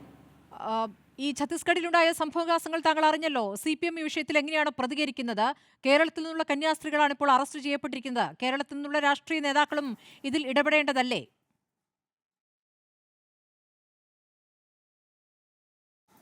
ഇത് രാജ്യം മുഴുവൻ അതിശക്തമായിട്ട് അപലപിക്കേണ്ടതും ചെറുത്ത് നിൽക്കേണ്ടതുമായിട്ടുള്ളൊരു വിഷയമാണ്. ഇതിൻ്റെ തുടക്കത്തിൽ അവതാരിക പറഞ്ഞിട്ടുള്ളതുപോലെ തന്നെ ഇതൊരു ഒറ്റപ്പെട്ട സംഭവമൊന്നുമല്ല. നേരത്തെ സൂചിപ്പിച്ച ഒരു കണക്ക് സൂചിപ്പിച്ചല്ലോ. കഴിഞ്ഞ വർഷം 2024 കണക്കനുസരിച്ച് 834 ആക്രമണങ്ങളാണ് ക്രിസ്ത്യൻ വിഭാഗത്തിനെതിരെ രാജ്യത്തെമ്പാടും നടന്നിട്ടുള്ളത്. അതിലേറ്റവും ഭൂരിപക്ഷം നടന്നിട്ടുള്ളത് ഇതേ ഛത്തീസ്ഗഡിലും ഉത്തർപ്രദേശിലുമാണ്. 2023 നടന്നിട്ടുള്ളതിനേക്കാൾ 100 എണ്ണം അധികമായിരുന്നു ഒരു വർഷം കൊണ്ട് വർദ്ധിച്ചത്. 2013 ഇത് 114 എന്നുള്ളതാണ് കണക്ക്. എന്ന് വെച്ചാൽ കഴിഞ്ഞൊരു 10 വർഷത്തിനിടയിൽ ഈ ക്രിസ്ത്യൻ വിഭാഗത്തിനെതിരായിട്ട് നടക്കുന്ന ആക്രമണങ്ങൾ വലിയ തോതിൽ വർദ്ധിക്കുന്നത് നമ്മൾ രാജ്യമെമ്പാടും കണ്ടിട്ടുണ്ട്. ഇതേ കാലത്ത് തന്നെ എത്രയോ ഇടങ്ങളിൽ, ഡൽഹിയിൽ ഉൾപ്പെടെ, രാജ്യതലസ്ഥാനത്തുൾപ്പെടെ ക്രിസ്മസ് പരോളിന് നേരെ ആക്രമണം നടക്കുന്നത് നമ്മൾ കണ്ടിട്ടുണ്ട്. ഫാദർ സ്റ്റാൻ സ്വാമി നമ്മുടെ എല്ലാം മനസ്സിലെ, ഈ രാജ്യത്തിൻ്റെ മനസ്സിലൊരു മുറിവായിട്ട് ഇപ്പോഴും ബാക്കി നിൽക്കുകയാണ്. ഇതെല്ലാം ഗ്രഹാൻസ്റ്റൈനിൽ ആരംഭിക്കുന്നതല്ല, ആരംഭിക്കുന്നത് ശരിക്കും വിചാരധാരയിലാണ്. ആഭ്യന്തര ശത്രുക്കളായിട്ട് ക്രിസ്ത്യാനികളെയും മുസ്ലിങ്ങളെയും കമ്മ്യൂണിസ്റ്റുകാരെയും എഴുതി വെച്ചിട്ടുള്ള വിചാരധാരയിൽ ആരംഭിക്കുന്ന മതന്യൂനപക്ഷങ്ങൾക്കെതിരായിട്ടുള്ള വെറുപ്പിൻ്റെയും വിദ്വേഷത്തിൻ്റെയും പ്രത്യക്ഷമായിട്ടുള്ള ആക്രമണത്തിൻ്റെയും എത്രയോ ഉദാഹരണങ്ങൾ നമുക്ക് കാണാൻ വേണ്ടിയിട്ട് പറ്റും. ഇതിൻ്റെ ഏറ്റവും അവസാനത്തൊരു സംഭവം മാത്രമാണ് ഇപ്പോൾ ഛത്തീസ്ഗഡിൽ നടന്നിട്ടുള്ളത്. അതിനെ നമ്മൾ ഒരു സംഭവമായിട്ട് മാത്രമല്ല കാണേണ്ടത്. എങ്ങനെയാണ് ഈ രാജ്യത്തെ വിഭജിക്കാൻ, ഈ രാജ്യത്തെ സാംസ്കാരിക വൈവിധ്യത്തെ തകർക്കാൻ, രാജ്യത്തെ ജനങ്ങളുടെ മതപരമായ സ്വാതന്ത്ര്യത്തെ ഇല്ലാതാക്കാൻ ഒക്കെ ശ്രമിക്കുന്നത് എന്നുള്ളതിൻ്റെ തുടർച്ചയിൽ നമ്മളിതിനെ കാണണം. മറ്റൊന്ന് വളരെ പ്രധാനപ്പെട്ട ഒന്ന് സ്മൃതി നേരത്തെ സംസാരിക്കുമ്പോഴും സൂചിപ്പിച്ച് കഴിഞ്ഞിട്ടുണ്ട്. എന്താണ് ഈ രാജ്യത്ത് മിഷനറി പ്രവർത്തനം രാജ്യത്ത് നടക്കുന്നത് എന്നുള്ളത് ഈ നാട്ടിലെ ജനങ്ങളുടെ മുന്നിൽ ഉള്ളൊരു കാര്യം ആണ്. പ്രത്യേകിച്ച് ഉത്തരേന്ത്യൻ സംസ്ഥാനങ്ങളിൽ, ആദിവാസി മേഖലകളിൽ. എന്താ ഈ രാജ്യത്തെ ആദിവാസികളുടെ അവസ്ഥ? ഇന്ത്യൻ പാർലമെൻറ്റിൽ ഈ സർക്കാർ വച്ച ഒരു കണക്ക് പ്രകാരം പറയുന്നത് രാജ്യത്തെ ആദിവാസി സ്പെഷ്യൽ ഫോക്കസ്ഡ് ജില്ലകളിൽ 4% താഴെ, അതായത് കൃത്യം പറഞ്ഞാൽ 3.39 എന്നുള്ളതാണ് എൻ്റെ ഓർമ്മ, ശതമാനം സ്കൂളുകളിൽ മാത്രമാണ് ICT ഫെസിലിറ്റി ഉള്ളത് എന്ന് വെച്ചാൽ ഇൻഫർമേഷൻ ആൻഡ് കമ്മ്യൂണിക്കേഷൻ ടെക്നോളജി. അതായത് ഒരു ഇൻ്റർനെറ്റ് സംവിധാനമോ ഒരു കമ്പ്യൂട്ടർ സംവിധാനമോ ഉള്ള സ്കൂളുകളുടെ എണ്ണം 3%, താഴെ മാത്രമാണ് എന്നുള്ളതാണ്. ഏത് കണക്കും എടുത്തു നോക്കിക്കോളൂ. അത് ആരോഗ്യ മേഖലയാകട്ടെ, അത് ഭൂമിയുടെ അവകാശത്തിൻ്റെ വിഷയമാകട്ടെ, അത് ദാരിദ്ര്യത്തിൻ്റെ തോതാകട്ടെ, ഈ രാജ്യത്ത് ഏറ്റവും പിന്നോക്കം, അതായത് നമുക്കൊരു പക്ഷേ സങ്കല്പിക്കാൻ വേണ്ടി പറ്റാത്ത ദുരിതത്തിലൂടെ കടന്നു പോകുന്ന വിഭാഗമാണ് ആദിവാസികൾ എന്നുള്ളത് നമുക്ക് കാണാൻ വേണ്ടിയിട്ട് സാധിക്കും. ഈ വിഷയം അഡ്രസ്സ് ചെയ്തോ ഇന്ത്യയിലെ സംഘപരിവാരം? ഈ വിഷയത്തെ അഡ്രസ്സ് ചെയ്യാനുള്ള എന്തെങ്കിലും ശ്രമങ്ങൾ നടത്തിയിട്ടില്ല. മറിച്ച് എന്താ ചെയ്യുന്നത്? ജനങ്ങളെ വിഭജിക്കുവാൻ വേണ്ടിയിട്ടുള്ള നിരന്തരമായിട്ടുള്ള ശ്രമം നടത്തിക്കൊണ്ടിരിക്കുന്നതാണ് എന്ന് കാണാൻ വേണ്ടിയിട്ടും നമുക്ക് സാധിക്കും. നേരത്തെ ഞാൻ സൂചിപ്പിച്ചു, ഗ്രഹാം സ്റ്റെയിനെയും 2 മക്കളെയും, തിമോത്തിയെയും മറ്റൊരു മകനെയും ചുട്ടുകൊന്നതിൻ്റെ അനുഭവം നമ്മുടെ മുന്നിൽ ഉണ്ട്. ഫാദർ സ്റ്റാൻ സ്വാമിയെ വേട്ടയാടി ജയിലിലടച്ച് അദ്ദേഹത്തിന് കുടിക്കാൻ വേണ്ടിയിട്ട്, അതായത് പാർക്കിൻസൺസ് രോഗമുള്ള ഒരു മനുഷ്യന്, വൈദികന്, 80 വയസ്സ് കഴിഞ്ഞൊരു മനുഷ്യന് ഒരു സ്ട്രോ കൊടുക്കാതെ അദ്ദേഹം ജയിലിനകത്ത് കൊല്ലപ്പെടുന്നത് കാഴ്ച നമ്മൾ കണ്ടിട്ടുണ്ട്. ഇതിനോടെല്ലാം ചേർത്ത് വെച്ചിട്ട് മാത്രമേ നമുക്ക് ഈ വിഷയങ്ങൾ കാണാൻ വേണ്ടിയിട്ട് സാധിക്കൂ.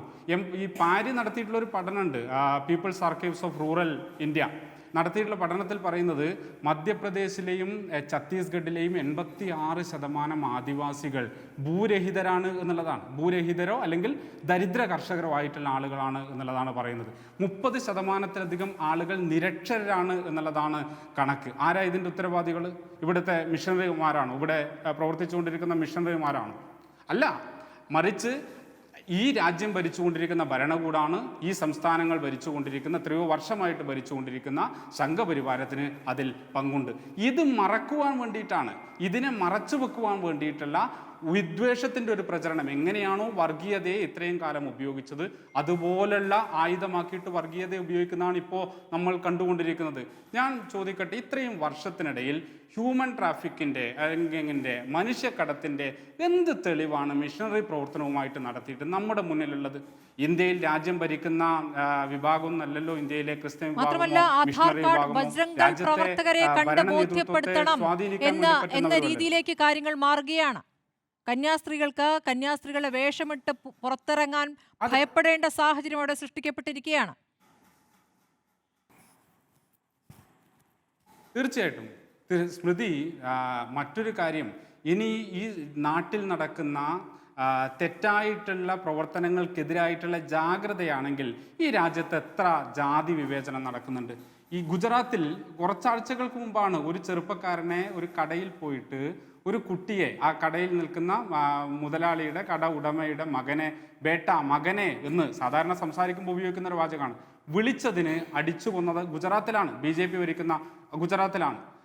രാജസ്ഥാനിലാണ് ഒരു അധ്യാപിക ക്ലാസ് റൂമിൽ, ഒരു അധ്യാപകൻ സ്കൂളിൽ കുടിവെള്ളം വച്ച കൂജയിൽ കൈതൊട്ടു പോയതിന് ഒരു ദളിത് ബാലനെ, ആ സ്കൂളിലെ വിദ്യാർത്ഥിയെ അടിച്ച് കൊലപ്പെടുത്തിയിട്ടുള്ളത്. ഇങ്ങനെ എത്രയോ സംഭവങ്ങൾ, രാജ്യത്തെ ഭീകരമായ ജാതി മർദ്ദനത്തിന്റെ ഭീകരമായ അനുഭവങ്ങൾ കാണാൻ വേണ്ടിയിട്ട് നമുക്ക് പറ്റും.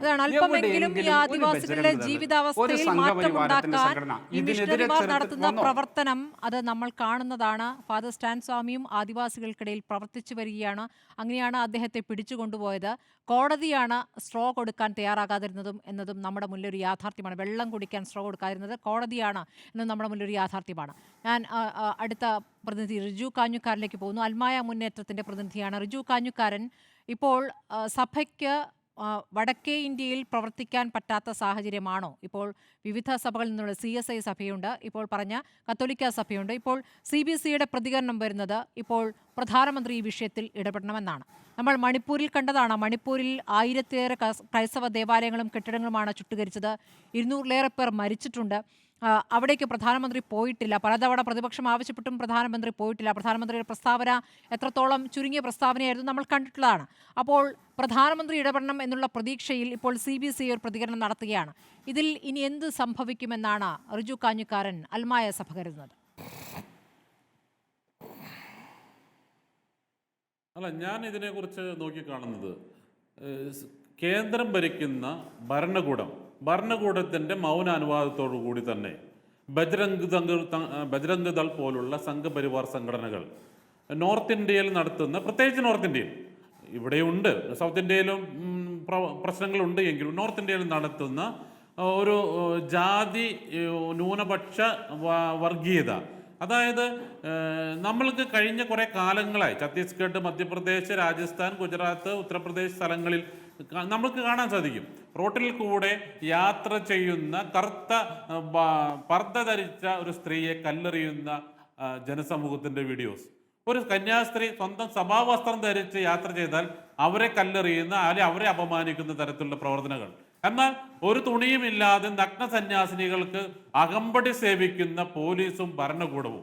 ഇതൊക്കെ കേരളത്തിലെ ജനങ്ങൾ സാക്ഷരരായതുകൊണ്ട് സോഷ്യൽ മീഡിയയിലും മാധ്യമങ്ങളിൽ കൂടി കാണുന്നു. അവിടുത്തെ ജനങ്ങൾ ഇതൊന്നും കാണുന്നില്ല. പക്ഷേ എങ്കിൽ പോലും ഇവിടുത്തെ ഭരണകൂടം കഴിഞ്ഞ കുറേ കാലങ്ങളായി ന്യൂനപക്ഷ സമുദായങ്ങളെ അടിച്ചമർത്താൻ അല്ലെങ്കിൽ അവരെ ഇല്ലായ്മ ചെയ്യാൻ, ഈ നാട് ഞങ്ങളുടേതാണ് എന്ന് വരുത്തി തീർക്കാൻ ബജ്രംഗ് ദൾ പോലുള്ള സംഘടനകളെ വെച്ച് ഉപയോഗിക്കുകയാണ്.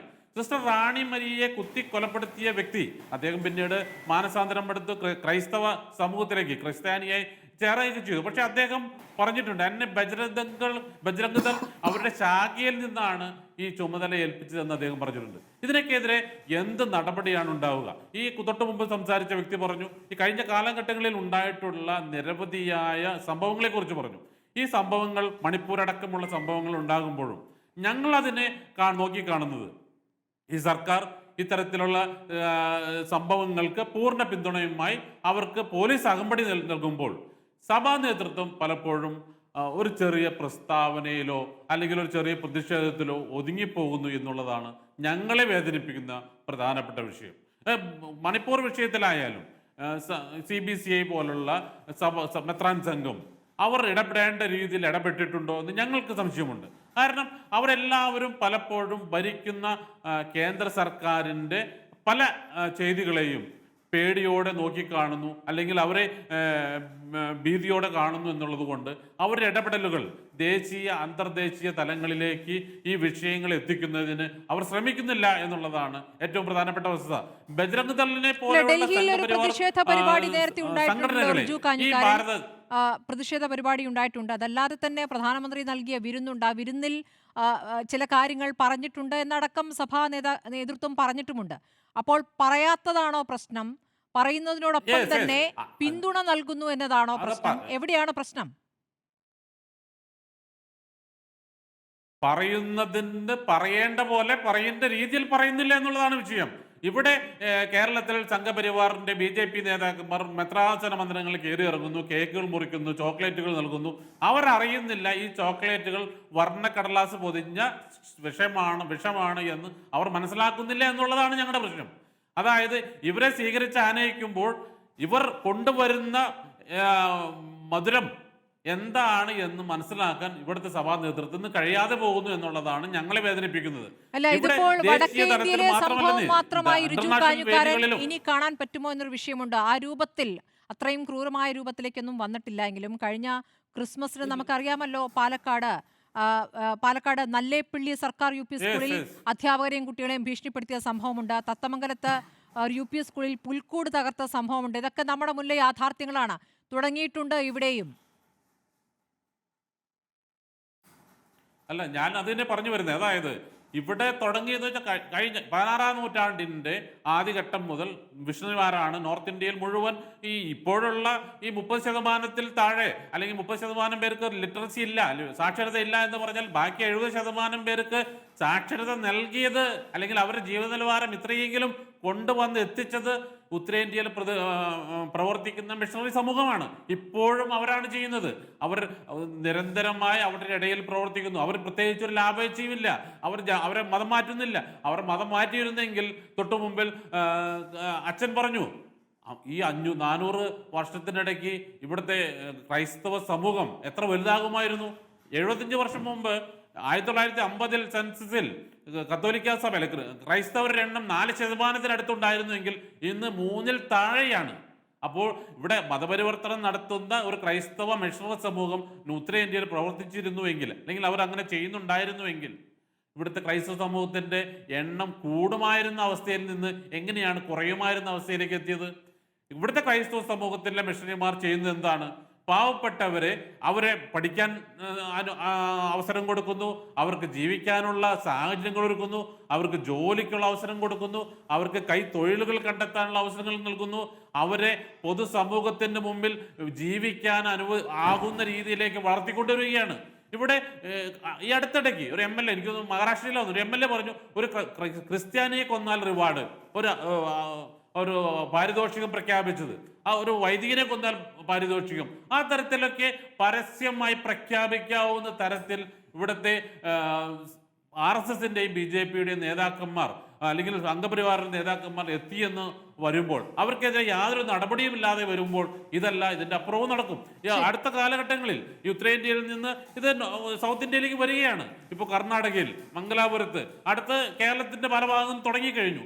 ഇത് അടുത്തടുത്ത സ്റ്റെപ്പിലേക്ക് വരികയാണ്. ഇവർക്ക് കൃത്യമായ അജണ്ടയുണ്ട്. വജ്രധാരയിൽ പറഞ്ഞിരിക്കുന്നത് പോലെ തന്നെ കൃത്യമായ ഹിഡൻ അജണ്ട വെച്ച് എന്ത് ഇവിടെ നടത്താക്കണമെന്ന് സർക്കാർ ഭരിക്കുന്ന പിന്തുണയോടുകൂടി അവർ കൃത്യമായി പ്ലാൻ ചെയ്യുകയാണ്.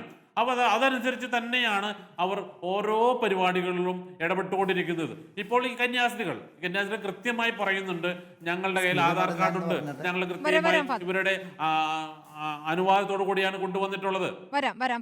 എല്ലാ കാര്യങ്ങളും കൃത്യമായി അവരുടെ കയ്യിലുണ്ട് എന്ന് പറയുമ്പോഴും അവരെ കസ്റ്റഡിയിൽ വാങ്ങിയതിനു ശേഷം, ആ പെൺകുട്ടികളെ കസ്റ്റഡിയിൽ വാങ്ങിയതിനു ശേഷം ഭീഷണിപ്പെടുത്തി അവർക്ക് അവരുടെ മൊഴി മാറ്റുകയായിരുന്നു. അവർക്ക് വീണ്ടും അവിടെ ജീവിക്കണമെങ്കിൽ, അവർക്ക് അവിടെ തുടർന്ന് അവരുടെ നാട്ടിലേക്ക് പോകണമെങ്കിൽ, അവരുടെ സമൂഹത്തിൽ തുടരണമെങ്കിൽ അവർക്ക് താങ്കൾക്ക് എന്തെങ്കിലും കൂട്ടിച്ചേർക്കാനുണ്ടെങ്കിൽ പറയാം. അതിനുശേഷം ശ്രീ ശങ്കുട്ടിദാസിലേക്ക് പോകണം. പറയാൻ ഉദ്ദേശിച്ചത്, നമ്മളൊരു കാര്യം ഈ കാര്യത്തിൽ ശ്രദ്ധിക്കേണ്ട ഒരു കാര്യം, ഈ 2 സഹോദരിമാർ, ആ സിസ്റ്റർമാർ, അറസ്റ്റ് ചെയ്യപ്പെട്ട സിസ്റ്റർമാർ ഏത് കോൺഗ്രിഗേഷൻപ്പെട്ടതായിരുന്നു? Green gardens കോൺഗ്രിഗേഷൻപ്പെട്ടവരാണ്. അവരുടെ കാരിസം എന്ന് പറഞ്ഞാൽ, അവരുടെ പ്രവർത്തനത്തിലുള്ള പ്രചോദനം എന്ന് പറഞ്ഞാൽ കുഷ്ഠരോഗികളെ സഹായിക്കുക എന്നുള്ളത്. കുഷ്ഠരോഗികളായ ആളുകളെ ശുശ്രൂഷിക്കുന്ന ക്രൈസ്തവ സന്യാസിനികളെയാണ് ഇവർ ഈ ദുരാരോപണം നടത്തി അറസ്റ്റ് ചെയ്തിരിക്കുന്ന. നമ്മൾ തിരിയണം, ഈ നാട്ടിലുള്ള പാവപ്പെട്ടവരെ, ആർക്കും വേണ്ടാത്തവരെ ശുശ്രൂഷിക്കുകയും അവർക്ക് നന്മ ചെയ്യുകയും ചെയ്യുന്ന ക്രൈസ്തവ സന്യാസിനികളെ മതപരിവർത്തനം എന്ന പേര് പറഞ്ഞ്, അല്ലെങ്കിൽ മനുഷ്യക്കടത്ത് എന്ന ദുരാരോപണം ഉന്നയിച്ച് അറസ്റ്റ് ചെയ്യുന്നത് നീതിക്ക് നിരക്കുന്നതല്ല എന്ന് നമ്മൾ ചിന്തിക്കണം. ഞാൻ തന്നെ ഒരു വർഷം സിസ്റ്റേഴ്സിൻ്റെ കൂടെ ഇവിടെ കേരളത്തിലുള്ള ഒരു ഹൗസിൽ അഗതികളുടെ സഹോദരിമാരെന്ന ST സിസ്റ്റേഴ്സിൻ്റെ കൂടെ ഒരു വർഷം മരിക്കാറായ ക്യാൻസർ രോഗികളെ ശുശ്രൂഷിച്ച് ജീവിച്ച ആളാണ്. ഞാൻ നേരിട്ട് കണ്ടതാണ്. അവിടെ മതമൊന്നും ഞങ്ങൾ നോക്കിയിട്ടില്ല. ഹൈന്ദവരായിട്ടുള്ള, മുസ്ലിങ്ങളായിട്ടുള്ള, ക്രിസ്ത്യാനികളായിട്ടുള്ള മരണത്തോട് മല്ലടിക്കുന്ന പാവപ്പെട്ട സമൂഹം ഉപേക്ഷിച്ച ക്യാൻസർ രോഗികളെ ശുശ്രൂഷിക്കാൻ ഞാൻ തന്നെ കണ്ടിട്ടുള്ളതാണ്. എൻ്റെ കയ്യിൽ കിടന്ന് തന്നെ അനേകം രോഗികൾ മരിച്ചിട്ടുണ്ട്. അവരെയൊന്നും ഞങ്ങൾ മതം മാറ്റുകയല്ല ചെയ്തിട്ടില്ല. ഒരു ഹൈന്ദവ സഹോദരൻ മരിച്ചപ്പോൾ അദ്ദേഹത്തെ ദഹിപ്പിക്കാനായിട്ട്, മതാചാരം അനുസരിച്ച് ദഹിപ്പിക്കാനായിട്ട് അവരുടെ ശ്മശാനത്തിൽ ഞാൻ തന്നെ കൊണ്ടുപോയിട്ടുള്ളതാണ്. അതുകൊണ്ട് ഈ സഹോദരങ്ങൾ ദുരാരോപണം ഉന്നയിക്കുമ്പോൾ അതൊന്നും മറന്നു പോകരുത്. ബഹുമാനപ്പെട്ട BJPയുടെ അംഗത്തോട് എനിക്കൊരു കാര്യം പറയാനുണ്ട്. നിങ്ങളുടെ പ്രമുഖരായ പല നേതാക്കന്മാരും ഞങ്ങളുടെ സ്കൂളിൽ പഠിച്ചിട്ടുള്ളവരാണ്. അവരൊക്കെ പിന്നീട് കൃത്യമായിട്ട് പറഞ്ഞിട്ടുണ്ട്, ക്രൈസ്തവ സ്കൂളിൽ പഠിച്ചതുകൊണ്ട് ഞങ്ങൾക്ക് സ്നേഹത്തിൻ്റെ മൂല്യം മനസ്സിലാക്കാൻ സാധിച്ചിട്ടുണ്ട് എന്ന് പറഞ്ഞിട്ടുണ്ട്. ഉദാഹരണത്തിന് നിങ്ങളുടെ ബഹുമാന്യനായ അദ്വാനി എന്ന BJP നേതാവ് അത് പരസ്യമായിട്ട് പറഞ്ഞിട്ടുള്ളതാണ്. എത്രയോ മന്ത്രിമാർ, എത്രയോ MLA മാർ, എത്രയോ BJP നേതാക്കന്മാർ ക്രൈസ്തവ സ്കൂളുകളിൽ ബോധപൂർവം പോയി അവരുടെ വിദ്യാഭ്യാസം നേടിയിട്ടുണ്ട്. അവരൊക്കെ അത് നിരാകരിക്കുമോ? ചുരുക്കം ചില ചെറിയ വിഷലിപ്തമായ മനസ്സുകളുള്ള ചില വർഗീയവാദികളാണ് ഇതിൻ്റെ പിന്നിൽ ഞങ്ങൾക്കറിയാം. പക്ഷേ ഇത്തരം ദുഷ്പ്രചരണങ്ങളോ അനീതിപരമായ മുന്നേറ്റങ്ങളോ സനാതനമായി നിലനിൽക്കുകയല്ല എന്നുകൂടി നിങ്ങൾ തിരിച്ചറിയണം. നീറോ ചക്രവർത്തിയുടെ അതികഠിനമായ മതവർദ്ധനത്തെ അതിജീവിച്ചവരാണ് ക്രൈസ്തവർ. 2000 വർഷത്തെ ചരിത്രം ഞങ്ങൾക്കുണ്ട്. ഞങ്ങൾ ആരോടും പ്രതികാരം ചെയ്യാൻ പോകുന്നവരല്ല. സ്നേഹത്തിൻ്റെ ഭാഷയിലേ ഞങ്ങൾ പ്രതികരിച്ചിട്ടുള്ളൂ. അതുകൊണ്ട് ഗ്രഹാം സ്റ്റെയിനെ ചുട്ടുകൊന്ന ആളുകളോട്, ഉത്തർപ്രദേശിലെ സിസ്റ്റർമാരെ അപഹസിക്കുകയും ആക്രമിക്കുകയും വേദനിപ്പിക്കുകയും ചെയ്യുന്നവരോട് ഞങ്ങൾ പറയുന്നത്, ഞങ്ങൾ ഇതിനെക്കുറിച്ചൊക്കെ ബോധവാന്മാരാണ്. ക്രൈസ്തവരുടെ ഭരണഘടനാപരമായ അവകാശങ്ങൾക്ക് വേണ്ടി ഞങ്ങൾ ഒറ്റക്കെട്ടായി പോരാടും. ധാരാ സിംഗിനോട് ക്ഷമിച്ചു എന്ന് പറഞ്ഞത് അദ്ദേഹത്തിന്റെ ഭാര്യയാണ്. അപ്പോൾ അത്രത്തോളം ആ മനസ്സെന്താണെന്ന് മനസ്സിലാക്കണം. ഇവിടെ സഭ നടത്തിയ പ്രവർത്തനങ്ങൾ നമ്മുടെ മുന്നിലുണ്ട്. കാലാകാലങ്ങളായി ഇവിടെ നിലവാരമുള്ള സ്കൂളുകൾ, എല്ലാവർക്കും പഠിക്കാൻ കഴിയുന്ന സ്കൂളുകൾ, ചികിത്സാ സൗകര്യങ്ങൾ, ആശുപത്രികൾ, സൗജന്യ ചികിത്സ, ഇതൊക്കെ നമ്മുടെ മുന്നിലെ യാഥാർത്ഥ്യങ്ങളാണ്. ഇതൊന്നും മറന്നിട്ടാകരുത്. ഈ ആദിവാസികൾക്കിടയിൽ പ്രവർത്തിക്കുന്ന മിഷണറിമാരോട്, കന്യാസ്ത്രീകളോട് ഈ മനുഷ്യക്കടത്ത് ആരോപിച്ച് അവരെ അറസ്റ്റ് ചെയ്യാനെന്നുള്ളതാണ്. ഞാൻ ശങ്കുട്ടിദാസിലേക്ക് ഇടവേളയ്ക്ക് ശേഷം വരാം. ഇതിനു മുൻപ് കഴിഞ്ഞ ദിവസം ദീപികയിൽ മുഖപ്രസംഗത്തിൽ പറയുന്നുണ്ട്, രാജ്യത്തെ ക്രൈസ്തവരോടുള്ള BJPയുടെ സമീപനത്തിൽ ഇരട്ടത്താപ്പാണ് എന്ന്. അതായത് കേരളത്തിലൊരു നയം, രാജ്യത്തെ മറ്റു സംസ്ഥാനങ്ങളിൽ മറ്റൊരു നയം എന്നാണ് ദീപിക പറഞ്ഞിരിക്കുന്നത്. ശങ്കുട്ടിദാസ്, ഈ മാസം 14 ദീപിക മുഖപ്രസംഗത്തിൽ പറയുന്നു, രാജ്യത്തെ ക്രൈസ്തവരോടുള്ള BJPയുടെ സമീപനത്തിൽ ഇരട്ടത്താപ്പാണ്. രാജ്യത്തെ ക്രൈസ്തവ പീഡനങ്ങളോട് അരുതെന്നു പറയാതെയാണ് 2026 കേരളത്തിൽ ഭരണം പിടിക്കാൻ BJP കച്ചകെട്ടിറങ്ങിയിരിക്കുന്നത്. ഗോവയിലും കേരളത്തിലും ഉൾപ്പെടെ ക്രൈസ്തവരോടൊപ്പമാണെന്ന പ്രതീതി ജനിപ്പിക്കുന്ന BJP ഉത്തരേന്ത്യൻ സംസ്ഥാനങ്ങളിൽ ക്രൈസ്തവ പീഡനങ്ങൾക്ക് ഒത്താശ ചെയ്യുകയാണ്. BJPയുടെ ഇരട്ടത്താപ്പ് നയം അങ്ങേയറ്റം അപമാനകരമാണ് എന്ന് പറയുന്നു. അതോടൊപ്പം തന്നെ മഹാരാഷ്ട്രയിൽ വൈദികർക്കും മിഷണറിമാർക്കുമെതിരെ ആക്രമണം നടത്തുന്നവർക്ക് ലക്ഷങ്ങൾ പാരിതോഷികം വാഗ്ദാനം ചെയ്ത BJP MLA ഗോപീചന്ദ് പദൽക്കർക്കെതിരെയും വിമർശനമുണ്ട്. എന്താണ് അങ്ങയുടെ പ്രതികരണം? ശരി, ഏതാണ്ട് 50 മിനിറ്റ് ആയിട്ടുള്ള ഈ ചർച്ചയിൽ 5 മിനിറ്റ് ഞാൻ സംസാരിച്ചൊഴിച്ച് ബാക്കി 45 മിനിറ്റ് നിങ്ങൾ BJPക്കും സംഘപരിവാറിനും എതിരെ വെറുപ്പ് വമിച്ചുകൊണ്ടിരിക്കുകയായിരുന്നല്ലോ. ഇനി ഒരു 5 മിനിറ്റ് കൂടി എന്നെ സംസാരിക്കാൻ സമ്മതിക്കുമെന്ന് ഞാൻ വിചാരിക്കുകയാണ്. നമുക്ക് ഈ ചർച്ചയുടെ എല്ലാ പിന്നിലെ താല്പര്യം എന്ന് പറയുന്നത്, കേരളത്തിൽ കഴിഞ്ഞ കുറച്ച് കാലങ്ങളായി ഉണ്ടായിക്കൊണ്ടിരിക്കുന്ന BJP ക്രിസ്ത്യൻ സഭകളും തമ്മിലുണ്ടാവുന്ന ഒരു സഖ്യവുമായി ബന്ധപ്പെട്ടിട്ടുള്ള ആശങ്കയാണ്. ഇപ്പോൾ തൃശ്ശൂരിലുള്ള തെരഞ്ഞെടുപ്പിൽ സുരേഷ് ഗോപിയുടെ വിജയത്തിലേക്ക് സഭയുടെ അനുകൂലമായിട്ടുള്ള നിലപാട് അതിന് സഹായിച്ചിട്ടുണ്ട്.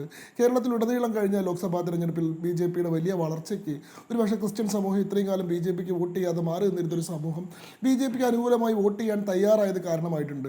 ഈ കാര്യം വല്ലാതെ വിരളി പിടിപ്പിച്ചിട്ടുള്ള, വല്ലാണ്ട് ആശങ്കപ്പെടുത്തിയിട്ടുള്ള ആളുകൾ ക്രിസ്ത്യൻ സഭയെയും ക്രിസ്ത്യൻ വിശ്വാസികളെയും BJP വിരുദ്ധത പറഞ്ഞ് ഇവർ നിങ്ങളെ ചുട്ടു തിന്നാനും നിങ്ങളെ ആകെ വിഴുങ്ങാനും കാത്തിരിക്കുന്ന ഭീകരന്മാരാണ് എന്ന് അവരെ ബോധ്യപ്പെടുത്തിക്കൊണ്ട് അവരെ BJPയിൽ നിന്ന് അകറ്റാൻ വേണ്ടി ഉത്തരേന്ത്യയിൽ നടക്കുന്ന സംഭവങ്ങളെ ഓരോ ദിവസവും എടുത്തുകൊണ്ടുവന്ന് ഊതി ഉറപ്പിച്ചും അതിൻ്റെ യഥാർത്ഥ സ്വഭാവത്തെ മറച്ചു പിടിച്ചുകൊണ്ടും അനാവശ്യമായിട്ടുള്ള ചർച്ചകളിലേക്ക് കൊണ്ടുപോകുന്നു എന്നുള്ളതാണ്. നമുക്ക് നിങ്ങൾ സംസാരിക്കുമ്പോഴൊന്നും ഞാൻ ഇടപെട്ടിട്ടില്ല.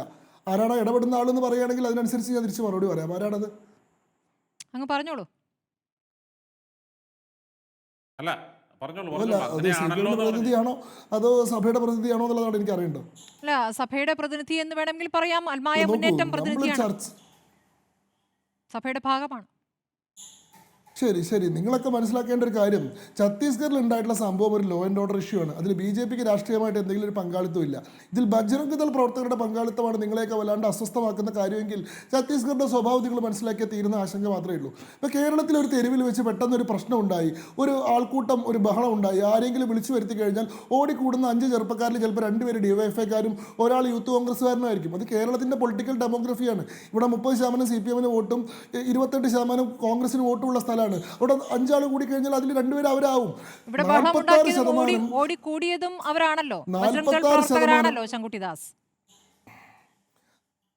സ്വാഭാവികമായിട്ടും അത്തരത്തിലുള്ള പ്രശ്നങ്ങൾ നടക്കുന്ന പശ്ചാത്തലമുള്ളൊരു സംസ്ഥാനമാണ് ഛത്തീസ്ഗഡ്. ഈ പറയുന്ന ഫോഴ്സ്ഡ് കൺവെർഷൻ്റെ, മതപരിവർത്തനത്തിൻ്റെ, അതിൻ്റെ പേരിലുള്ള ട്രാഫിക്കിങ്ങിൻ്റെ ഒക്കെ ഒരു അനുഭവമുള്ള സ്ഥലമാണ്.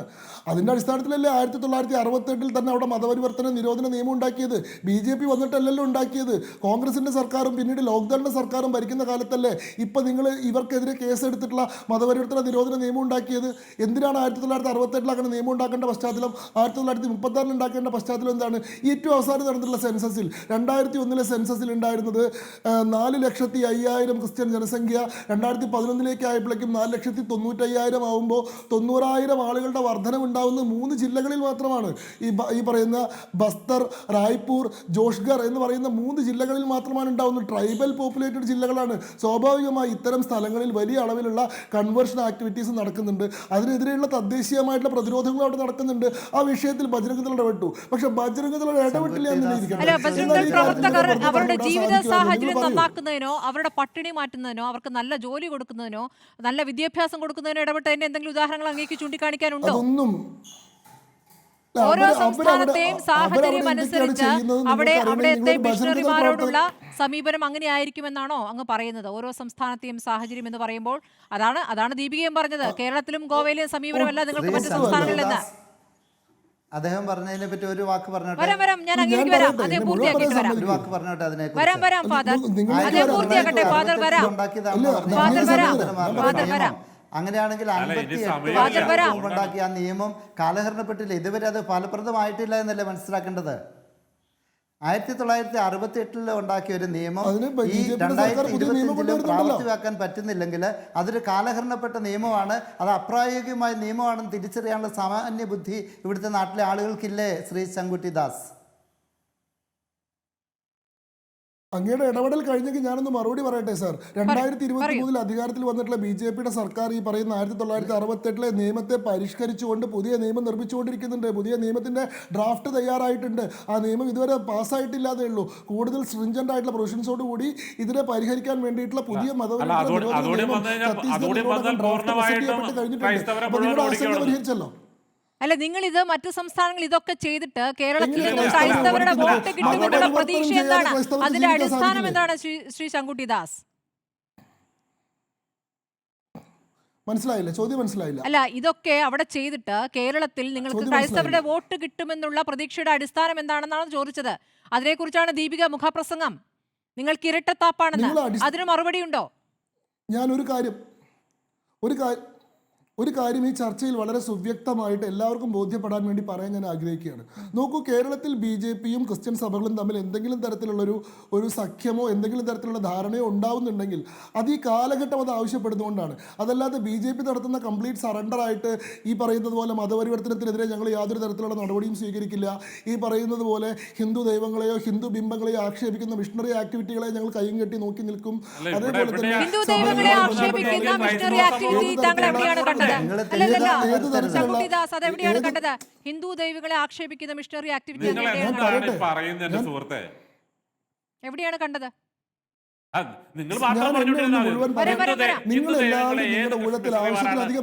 നിങ്ങളെല്ലാവരും നിങ്ങളുടെ ഊഴത്തിൽ ആവശ്യത്തിലധികം സംസാരിച്ചിട്ടുള്ളതാണ്. ഞാൻ പറയുന്നത് എന്താണ്, മതപരിവർത്തന നിരോധന നിയമം നടപ്പാക്കുക ഞങ്ങൾ മതപരിവർത്തന നിരോധന നിയമം പാസ്സാക്കില്ല എന്നൊരു പ്രോമിസ് ഞങ്ങൾ ആർക്കും മുന്നോട്ട് വെച്ചിട്ടില്ല. ഇവിടെ കേരളത്തിന്റെ സാഹചര്യങ്ങൾക്കനുസരിച്ച് രണ്ട് പക്ഷത്തിന്റെയും ആവശ്യം എന്നുള്ള നിലയിലാണ് കാലഘട്ടത്തിന്റെ ആവശ്യം. ഇവിടുത്തെ ക്രൈസ്തവർക്ക് നിങ്ങളെ അങ്ങോട്ട് വന്ന് കണ്ട് നിങ്ങളെ വണങ്ങിയാലേ ജീവിക്കാൻ പറ്റുള്ളൂ എന്ന കാലഘട്ടത്തിന്റെ ആവശ്യമാണോ കേരളത്തിലെ ഹിന്ദു സമൂഹവും, ഞാൻ പറയട്ടെ, കേരളത്തിലെ ഹിന്ദു സമൂഹവും ക്രിസ്ത്യൻ സമൂഹവും സമാനമായിട്ടുള്ള വെല്ലുവിളികൾ നേരിടുന്നുണ്ടെന്നും അതുകൊണ്ട് തന്നെ സമാനമായിട്ടുള്ള വെല്ലുവിളികളെ ഒന്നിച്ചു നിൽക്കേണ്ടതുണ്ടെന്നുള്ള ധാരണയുടെ അടിസ്ഥാനത്തിൽ കാലഘട്ടത്തിന്റെ ആവശ്യമായിട്ടുള്ള ഒരു സഖ്യമാണ് സ്വാഭാവികമായിട്ടുണ്ടാവുന്നത്. നിങ്ങൾ അതിൽ കയറി ചാടിയിട്ടുണ്ട്, മനസ്സിലായല്ലോ. ഇനിയെങ്കിലും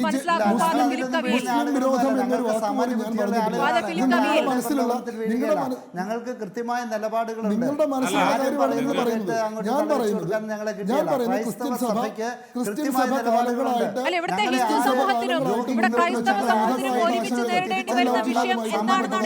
നാർക്കോട്ടിക് ജിഹാദുമായി ബന്ധപ്പെട്ടതാവട്ടെ, കൺവെർഷനുമായി ബന്ധപ്പെട്ടതാവട്ടെ, സാമുദായിക സന്തുലനവുമായി ബന്ധപ്പെട്ടതായിക്കോട്ടെ, റിസർവേഷനിലുള്ള സമീകരണത്തിനുമായി ബന്ധപ്പെട്ട വിഷയമായിക്കോട്ടെ, ഈ വിഷയങ്ങളെല്ലാം കേരളത്തിലെ ക്രിസ്ത്യൻ സഭ കാലങ്ങളായി മുന്നോട്ട് വെക്കുന്ന വിഷയങ്ങളാണ്.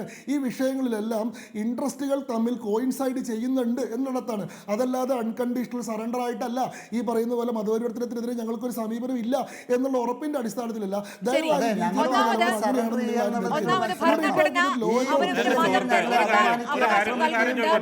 മതപരിവർത്തന നിയമം എന്ന വേറൊരു കാര്യം കൊണ്ടുവന്ന് അത് നിർബന്ധിത മതപരിവർത്തനമാക്കി സംസ്ഥാനങ്ങൾ നിയമം പാസ്സാക്കിയാണ്. ഒരു മിനിറ്റ്, ഫാദർ ഫിലിപ്പ് കവിയിൽ, അങ്ങേക്കിതിന് മറുപടി പറയാം. നിങ്ങൾ ഈ വടക്കേ ഇന്ത്യയിൽ പ്രവർത്തിക്കുന്നത് മുഴുവൻ ആളുകളെയും, ഈ പറയുന്ന ആദിവാസികൾക്കിടയിലൊക്കെ പ്രവർത്തിക്കുന്നത് മുഴുവൻ ആളുകളെയും ക്രിസ്ത്യാനികളാക്കി നിങ്ങളുടെ എണ്ണം കൂട്ടാനാണ് എന്ന് BJP പ്രതിനിധി പറയുമ്പോൾ, അതുകൊണ്ടാണ് അവിടെ നേരത്തെയുള്ള കോൺഗ്രസ് സർക്കാർ തന്നെ മതപരിവർത്തന നിരോധന നിയമം കൊണ്ടുവന്നത് എന്ന് പറയുമ്പോൾ നിങ്ങൾ അതിനുള്ള മറുപടി പറയണം. ഫാദർ ഫിലിപ്പ് കവിയിൽ, നിങ്ങൾ യഥാർത്ഥത്തിൽ വടക്കേ ഇന്ത്യയിൽ നിങ്ങളുടെ പ്രവർത്തനം എന്താണെന്ന് പറഞ്ഞു. ഈ കന്യാസ്ത്രീകൾ, ഈ രണ്ട് കന്യാസ്ത്രീകൾ തന്നെ കുഷ്ഠരോഗികൾക്കിടയിൽ പ്രവർത്തിക്കുന്ന കന്യാസ്ത്രീകളായിരുന്നു. അവരെയാണ് പിടിച്ചുകൊണ്ടുപോയിരിക്കുന്നത്. അവിടെ കുഷ്ഠരോഗികൾക്കിടയിൽ പ്രവർത്തിക്കുന്ന ബജ്രംഗ് പ്രവർത്തകരെ കാണിക്കാൻ പറ്റുമോ? ഒരാളെ കാണിക്കാൻ പറ്റുമോ? ഫിലിപ്പ് കവിയിൽ പറയാം. നിങ്ങൾക്ക് ചർച്ചയിലേക്ക് ചോദിക്കാറില്ല അവർ നടത്തുന്ന ആക്ടിവിറ്റി എന്തൊക്കെയാന്നുള്ളത്. ആക്ടിവിറ്റി കണ്ടുകൊണ്ടിരിക്കുകയാണ് രാജ്യം, ആക്ടിവിറ്റി രാജ്യം കണ്ടുകൊണ്ടിരിക്കുകയാണ്. മണിപ്പൂരിലെ ആക്ടിവിറ്റിയും നമ്മൾ കണ്ടതാണ്. മണിപ്പൂരിലെ ആക്ടിവിറ്റിയും കാണുമ്പോൾ എല്ലായിടത്തും ഉണ്ടായ രണ്ട് വിഭാഗങ്ങൾക്കിടയിലുള്ള തർക്കത്തിനിടയിൽ അവർക്ക് കിട്ടിയതാണ് എന്ന രൂപത്തിലാണ് വ്യാഖ്യാനിച്ചത്. അല്ലേ? നിങ്ങൾക്ക് കൃത്യമായിട്ടുള്ള രാഷ്ട്രീയം ഉണ്ടാവും, നിങ്ങൾക്ക് BJP വിരുദ്ധത ഉണ്ടാവും, അതിനൊക്കെ കാരണങ്ങളുണ്ടല്ലോ. നിങ്ങളൊക്കെ കൃത്യമായ അജണ്ടയുടെ പുറത്ത് തന്നെയാണല്ലോ ഈ കാര്യങ്ങളൊക്കെ നടക്കുന്നത്. ഞാൻ വരാം. കവിയിൽ പറഞ്ഞ ശേഷം താങ്കളിലേക്ക് വരാം. സമയമുണ്ട്, താങ്കളിലേക്ക് വരാം. ഫാദർ ഫിലിപ്പ് കവിയിൽ പറഞ്ഞോളൂ. എനിക്ക് ഇതിനെപ്പറ്റി പറയാനുള്ളത് എനിക്കൊരു വാചകം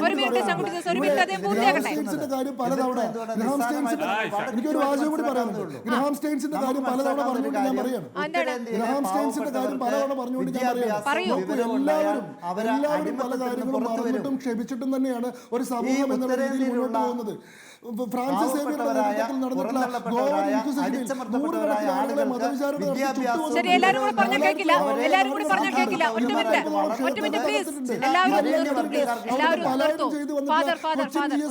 വിഭാഗം കേരളത്തിൽ മുറിവുകളെ ഓർത്തിരുന്നുകൊണ്ട് പരസ്പരം പഴയ മുറിവുകളെ മറന്നുകൊണ്ട് തന്നെയാണ് സമൂഹങ്ങൾ മുന്നോട്ട് പോകുന്നത്. അല്ലേ? സമൂഹം മുന്നോട്ട് പോകുമ്പോൾ വീണ്ടും വീണ്ടും ഉണ്ടാക്കുന്ന മുറിവുകളെ കുറിച്ചാണ് ഇവിടെ ചോദിക്കുന്നത്. ഗ്രഹാം സ്റ്റെയിനിൽ നിന്ന് തുടങ്ങിയെന്നാണ് പറഞ്ഞത്. ഗ്രഹാം സ്റ്റെയിനിൽ ക്ഷമിച്ചത് അവർ അവരുടെ മുഴുവൻ കുടുംബമാണ്, ആളുണ്ടാക്കുന്നത്. ചിറങ്ങ് സഭയാണ്. മാന്തി സമുദ്രമാക്കുക ഞാൻ ഫാദർ എന്നുള്ളത് ഫിലിപ്പ് നിങ്ങളുടെ കവിയിലേക്ക് നയമാണ്. പോകുന്നു. ഇനി അദ്ദേഹത്തിന് അവസരം, അതേ ഒന്ന് പറഞ്ഞോട്ടെ. ഇടപെട്ട് കഴിഞ്ഞാൽ ആരും പറയുന്നത് വ്യക്തമാവില്ല. അതുകൊണ്ടാണ് ഉത്തരേന്ത്യയിലുള്ള വരേണ്യ വിഭാഗക്കാർക്കും സാമ്പത്തികമായി ഉയർന്നു നിൽക്കുന്ന ആളുകൾക്കും വലിയ ഭീഷണിയാണ് അവിടുത്തെ പാവപ്പെട്ടവർ സാമ്പത്തികമായി വളരുന്നത്, വിദ്യാഭ്യാസം, വിവരം ഉണ്ടാകുന്നത്. ക്രൈസ്തവ മിഷണറിമാർ പാവപ്പെട്ട, പുറന്തള്ളപ്പെട്ട, അടിച്ചമർത്തപ്പെട്ട അധകൃതരായ ആളുകൾക്ക് വിദ്യാഭ്യാസം നൽകുമ്പോൾ അവരെ നിത്യകാലത്തേക്ക് അടിമകളായിട്ട് ഇത്തരം ആളുകൾക്ക് ലഭിക്കില്ല. അതുകൊണ്ടാണ് അവർ മതമർദ്ദനവും മതപരിവർത്തനം എന്ന വാക്കുപയോഗിച്ച് ക്രൈസ്തവരെ ഉന്മൂലനം ചെയ്യാൻ ശ്രമിക്കുന്നതെന്ന് വിവരമുള്ള ആർക്കും തിരിയുന്ന കാര്യമാണ്. അതുകൊണ്ട് ഈ കാര്യങ്ങൾ ഇനിമേൽ നിങ്ങൾക്ക് മറച്ചു വയ്ക്കുവാൻ സാധിക്കുകയില്ല. ഉത്തരേന്ത്യയിൽ ഞങ്ങളെ നശിപ്പിക്കാൻ ശ്രമിക്കുകയും കേരളത്തിൽ വന്ന് തോളൽ കൈയിട്ടിട്ട് ഞങ്ങളോട് സ്നേഹം പ്രകടിപ്പിക്കുകയും ചെയ്യുന്നില്ലേ, കാപിട്ട് ഞങ്ങൾ തിരിച്ചറിയുന്നുണ്ടെന്ന് നിങ്ങൾ കൃത്യമായിട്ട് മനസ്സിലാക്കണം. ഞങ്ങൾ ആർക്കും എതിരല്ല, ആർക്കും അനുകൂലവുമല്ല. ഞങ്ങളെ എതിർക്കുന്നവരെ തിരിച്ചറിയാനുള്ള സാമാന്യ ബുദ്ധി ക്രൈസ്തവർക്കുണ്ട് എന്ന് നിങ്ങൾ തിരിച്ചറിയണം. ഇതൊന്നും ഞങ്ങളുടെ ആരുടെയും ഓസാരമല്ല ഞങ്ങൾ ചോദിക്കുന്നത്, അല്ലെങ്കിൽ ആരുടെയും ആനുകൂല്യമൊന്നുമല്ല. ഇവിടെ ഭരണഘടന ഞങ്ങൾക്ക് അനുവദിച്ചു തന്നിട്ടുള്ള അവകാശമാണ്. ക്രൈസ്തവൻ ഇവിടെ 2000 വർഷമായിട്ട് ജീവിക്കുന്ന ഇന്ത്യൻ പൗരനാണ്. ഈ ഇന്ത്യൻ പൗരന് ഇന്ത്യൻ ഭരണഘടന അനുശാസിക്കുന്ന എല്ലാ കാര്യങ്ങളും ലഭിക്കണം. അതൊരു ക്രൈസ്തവനായാലും മുസ്ലിം ആയാലും ഹിന്ദു ആയാലും ഒരുപോലെയാണ്. അവിടെ ഹിന്ദുവിന് കൂടുതൽ അവകാശം, ക്രിസ്ത്യാനിക്ക് കൂടുതൽ അവകാശം, മുസ്ലിമിന് കൂടുതൽ അവകാശം, അല്ലെങ്കിൽ കുറവ് അവകാശം എന്ന വ്യതിരിക്തതയില്ല. മതേതരത്തെ സംരക്ഷിക്കുന്ന പാർട്ടികളെ വിളിക്കൂ, ഇന്ത്യയെ രക്ഷിക്കൂ എന്ന് ഞങ്ങൾ പറയേണ്ടി വരുമെന്ന് അസന്നിഗ്ധമായി പറയുവാൻ ഞാൻ ആഗ്രഹിക്കുന്നു. ശരി, നിതീഷ് നാരായണനിലേക്ക്. നിതീഷ് നാരായണൻ, ഇപ്പോൾ സഭ അത് അനുഭവിക്കുന്ന കാര്യങ്ങൾ അതിനോട് ശക്തമായി പ്രതികരിക്കുന്നുണ്ട്. ദീപികയിലടക്കം മുഖപ്രസംഗം വന്നിട്ടുണ്ട്. പക്ഷേ കേരളത്തിൽ പലപ്പോഴും പല രൂപത്തിൽ ആണ് സഭയുടെ പ്രതികരണങ്ങൾ വന്നിട്ട് നമ്മൾ കണ്ടിട്ടുള്ളതാണ്. നാർക്കോട്ടിക് ജിഹാദ് എന്ന പ്രതികരണം, ലവ് ജിഹാദ് എന്ന പ്രതികരണം, അതുപോലെ റബ്ബർ വില കൂട്ടിയാൽ ഇവിടെ MP-മാരെ ഉണ്ടാക്കാം എന്നുള്ള രാഷ്ട്രീയ പ്രതികരണമൊക്കെ നമ്മൾ ഏത് ഘട്ടത്തിൽ കണ്ടാണ്. അപ്പോഴും ഈ തരത്തിൽ വടക്കേ ഇന്ത്യയിൽ ആക്രമണങ്ങളൊക്കെ ഉണ്ടായിട്ടുണ്ട്. അതൊക്കെ ഉണ്ടാകുന്ന ഘട്ടത്തിൽ തന്നെയാണ് ഈ പ്രതികരണങ്ങളൊക്കെ ഇവിടെ കേരളത്തിൽ സംഭവിക്കുന്നത്. അതിനെങ്ങനെയാണ് നിതീഷ് നാരായണൻ CPM കാണുന്നത്? ഞാൻ അതിലേക്ക് വരാം. അതിനു മുമ്പ് ഇവിടെ സൂചിപ്പിച്ചൊരു 2-3 വിഷയങ്ങൾക്ക് വളരെ ചെറിയ സമയം എടുത്തിട്ടൊന്ന് പ്രതികരിക്കണമെന്ന് തോന്നുന്നു. ഒന്ന് മതപരിവർത്തനവുമായിട്ട് ബന്ധപ്പെട്ടിട്ടുള്ളൊരു വിഷയമാണ്. ഒന്ന് BJPയുടെ പ്രതിനിധി മനസ്സിലാക്കേണ്ട ഒരു കാര്യം, മതപരിവർത്തനം എന്ന് പറയുന്നത് ഏതെങ്കിലും തരത്തിൽ പുതിയൊരു കാലത്ത് അടിച്ചേൽപ്പിച്ചുകൊണ്ടോ അല്ലെങ്കിൽ ആക്രമണം നടത്തിക്കൊണ്ടോ ഒന്നും ചെയ്യാൻ വേണ്ടി സാധിക്കുന്ന ഒരു കാര്യം ഒന്നും അല്ല. അങ്ങനെയൊന്നും നടക്കുന്നൊരു സംവിധാനമല്ല ഇവിടെ ഉള്ളത്. 2, മതം ഏത് മതത്തിൽ വിശ്വസിക്കണം, ഇവിടെ ചേരണം, എന്ത് പിന്തുടരണം എന്നുള്ളത് ഓരോ മനുഷ്യരുടെ അവകാശമാണ്. അത് ഇന്ത്യൻ ഭരണഘടന അംഗീകരിച്ച് നൽകിയിട്ടുള്ളതാണ്. അങ്ങനെയാണ് ഒരു നാട് മതനിരപേക്ഷ രാജ്യമായിട്ട് നിലനിൽക്കുന്നത്. ഈ രാജ്യത്ത് ഏറ്റവും കൂടുതൽ ആളുകളെ കൂട്ടിയിട്ട് മതപരിവർത്തനം നടത്തിയ മനുഷ്യൻ്റെ പേര് അംബേദ്കർ എന്ന. അദ്ദേഹം ഒറ്റക്കല്ല മതപരിവർത്തനം നടത്തിയത്. എന്നിട്ട് അദ്ദേഹം നടത്തിയിട്ടുള്ള സ്റ്റേറ്റ്മെൻറ്റും ഇവിടെയുണ്ട്. 1956 3 ലക്ഷത്തിലധികം ആളുകളെ കൂട്ടി മതപരിവർത്തനം നടത്തിയിട്ടുള്ള ഒരു നാടാണിത്. അതെല്ലാം ഓരോ ആളുകളുടെയും സ്വാതന്ത്ര്യവും തിരഞ്ഞെടുപ്പും ഒക്കെയാണ്. അത്രേ അതുമായി ബന്ധപ്പെട്ട് ഞാൻ സൂചിപ്പിക്കുന്നുള്ളൂ. മറ്റൊന്ന്, ഈ ഛത്തീസ്ഗഡിൽ 5 ആൾ കൂടിയാൽ അവിടെ BJP ഉള്ളത് കൊണ്ട് അതിൽ ബജ്രംഗ് ദൾ ഉണ്ടാകും, കേരളത്തിൽ 5 ആൾ കൂടിയാൽ അതിൽ DYFIക്കാരായിരിക്കും ഉണ്ടായിരിക്കുക എന്നൊക്കെ പറഞ്ഞു. ശരിയാ, കേരളത്തിൽ 5 ആൾ കൂടിയാൽ അതിൽ DYFIക്കാരുണ്ടാകും. പക്ഷേ ആ 5 അല്ല 500 ആൾ കൂടും. പക്ഷേ ആ ആളുകൾ കൂടുന്നത് പള്ളി പൊളിക്കാൻ വേണ്ടിയിട്ടല്ല. ആ ആളുകൾ കൂടുന്നത് ഏതെങ്കിലും തരത്തിൽ ആളുകളുടെ മതവിശ്വാസത്തെ, മതപരമായ തെരഞ്ഞെടുപ്പിനെ ആക്രമിക്കാൻ വേണ്ടിയിട്ടല്ല. ഭക്ഷണം കഴിക്കുന്നതിൻ്റെ പേരിൽ ആളുകളെ തല്ലിക്കൊല്ലാൻ വേണ്ടിയിട്ടല്ല. ആ 500, 500, 5000 ആളുകൾ കൂടുന്നത് ഇവിടെ മതനിരപേക്ഷതയ്ക്ക് നേരെ ആക്രമണം നടക്കുന്ന സമയത്താണ്. ഇവിടുത്തെ ജനങ്ങളുടെ സ്വൈര്യ ജീവിതത്തെ തകർക്കാൻ വേണ്ടിയിട്ട് നികൃഷ്ട ജന്മങ്ങൾ തെരുവിലിറങ്ങുന്ന സമയത്ത് 5 അല്ല 5000 അല്ല, ഈ നാട്ടിലെ മുഴുവൻ യുവജനങ്ങളും ഒരുപക്ഷെ തെരുവിൽ ഇറങ്ങും. ഇത് തമ്മിൽ വ്യത്യാസമുണ്ട് എന്ന് മനസ്സിലാക്കാൻ നമുക്ക് പറ്റേണ്ടതുണ്ട്. മറ്റൊരു കാര്യം, നേരത്തെ സൂചിപ്പിച്ച് ഞങ്ങൾ പൂർണ്ണമായിട്ടും കീഴടങ്ങിയിട്ടൊന്നും അല്ല ആരുടെ കൂടെ നിൽക്കുന്നത്, കേരളത്തിലെ ക്രിസ്ത്യൻ വിഭാഗത്തിൻ്റെ കൂടെ നിൽക്കുന്നത് എന്നൊക്കെ അദ്ദേഹം സൂചിപ്പിച്ചു. അതിൽ വ്യക്തമാണ്. കാരണം എന്താ, ഒരു ഇമ്മീഡിയറ്റ് ആയിട്ടുള്ള ഒരു ആവശ്യമുണ്ട്. ആ ആവശ്യം കേരള സമൂഹത്തിനകത്തേക്ക് BJPക്ക് കടന്നു വരണം. അങ്ങനെ കടന്നു വരാൻ വേണ്ടിയിട്ടുള്ള ഇന്നത്തെ കേരളത്തിൻ്റെ ഡെമോഗ്രഫി വെച്ചുകൊണ്ട് അവർ കണ്ടെത്തിയിട്ടുള്ള ഒരു തന്ത്രമാണ്. അതിന് കേരളത്തിലെ ക്രിസ്ത്യൻ വിഭാഗം ആകെ കീഴ്പ്പെട്ടു എന്നൊന്നും അദ്ദേഹം കരുതണ്ട. ഇത് തിരിച്ചറിയാൻ വേണ്ടി പറ്റാത്തവരുമല്ല കേരളത്തിലെ ക്രൈസ്തവ മത വിശ്വാസികൾ. ആർക്കെങ്കിലും തെറ്റുപറ്റിയിട്ടുണ്ടെങ്കിൽ, തെറ്റുപറ്റിയവരുണ്ട്, വീഴ്ച പറ്റിയവരുണ്ട്, ഈ അജണ്ട തിരിച്ചറിയാൻ വേണ്ടി പറ്റാതെ പോയ ആളുകളും ഉണ്ട്. അവർ തിരിച്ചറിയുന്നത് നല്ലത്. ഇതേ ഛത്തീസ്ഗഡിലെ നാരായൺപൂരിൽ 18 പള്ളികളാണ് സ്മൃതി കഴിഞ്ഞ വർഷം തകർത്തിട്ടുള്ളത്. ഒരു കാര്യം കൂടി മാത്രം പറഞ്ഞിട്ട് ഞാൻ അവസാനിപ്പിക്കാം. ഇതേ ഛത്തീസ്ഗഡിലുണ്ടല്ലോ ചൈതി ബായി എന്ന് പറയുന്ന ഒരു ആദിവാസി സ്ത്രീ ഉണ്ടായിരുന്നു. ആ ആദിവാസി സ്ത്രീയെ ബജ്രംഗ് നാഗ് എന്ന് പറയുന്ന BJPയുടെ MLA അവർ മരിച്ച് അവരുടെ ശവക്കുഴി തോണ്ടിയിട്ട് അവരുടെ കുഴിമാടം തോണ്ടിയതിൻ്റെ അനുഭവം ഇതേ ഛത്തീസ്ഗഡിൽ ഉണ്ടായിട്ടുണ്ട്. ഒരു ദളിത് പുരോഹിതൻ ഉണ്ടായിരുന്നു അവിടെ, സുഭാഷ് ബാഗേൽ എന്നാണ് പേര്. അദ്ദേഹം മരിച്ചപ്പോൾ അദ്ദേഹത്തിൻ്റെ ഗ്രാമത്തിൽ അദ്ദേഹത്തെ അടക്കാൻ വേണ്ടി വിടാതിരുന്നത് ഈ കഴിഞ്ഞ ജനുവരിയിലാണ്, ഈ വർഷം ജനുവരിയിലായിരുന്നു നടന്നിരുന്നത്. ഇതേ 2022 ഒക്ടോബറിൽ ദുല്ലാരി പഠ എന്ന് പറയുന്ന ക്രിസ്ത്യൻ ആദിവാസിയുടെ ശവക്കുഴി മാന്തിയിട്ട് അദ്ദേഹത്തിൻ്റെ, അതായത് ഒരു മനുഷ്യരെ മരണത്തിൽ പോലും അപമാനിക്കുന്ന ആളുകളായിട്ട് അവിടെ മാറുക. എന്തിനാ ചെയ്യുന്നത്? ഈ പറയുന്ന ഈ മേഖലകൾ ആദിവാസി ഭൂരിപക്ഷ മേഖലകളാണ്.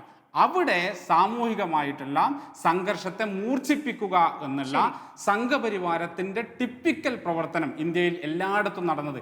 അതിന്റെ പതിപ്പാണ് അവിടെ നടക്കുന്നത്. ഇത് പലതരത്തിൽ പലയിടത്തും നടക്കുന്നത്. നമ്മൾ പറയാൻ വിട്ടുപോയതിനു പേരുണ്ട് ഈ ചർച്ചയിൽ. ആ ചർച്ച കാന്തമാലിന്റെ പേരാണ്. മറക്കാൻ പാടില്ല. റിജു കാഞ്ഞുകാരൻ, ഇതില് ഒരു തിരിച്ചറിവിലേക്ക് സഭ എത്തുന്നുണ്ട്. അത് ഐക്യത്തോടു കൂടി തന്നെ എത്തുന്നുണ്ട് എന്ന് നമുക്ക് കരുതാമോ? ഓരോരുത്തരുടെ ഭാഗത്തുനിന്നും ഓരോ പ്രതികരണങ്ങൾ ഓരോ ഘട്ടങ്ങളിലാണ് വരാറുള്ളത്. ചിലർ അടുത്തു നിന്ന് തന്നെ പെരുമാറും, ചിലർ തിരിച്ചറിഞ്ഞ് ശക്തമായി പ്രതികരിക്കും. പക്ഷേ കേരളത്തിൽ ഒരു സാധ്യത അത് BJP കാണുന്നുണ്ട്. ആ സാധ്യത എന്ന് പറയുന്നത് വിട്ടുവീഴ്ചയുടെ സാധ്യതയല്ല എന്ന് ഇപ്പോൾ ശങ്കുട്ടി ദാസ് വളരെ വ്യക്തമായി പറഞ്ഞു കഴിഞ്ഞു.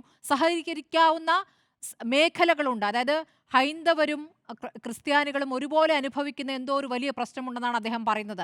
അത് ഏത് രൂപത്തിലാണ് അത് അവതരിപ്പിക്കുന്നതെന്നും ഏത് തരത്തിലാണ് അത് ഐക്യപ്പെടാൻ ഉപയോഗിച്ചതെന്നും നമ്മുടെ മുന്നിൽ ചില കാര്യങ്ങളുണ്ടല്ലോ.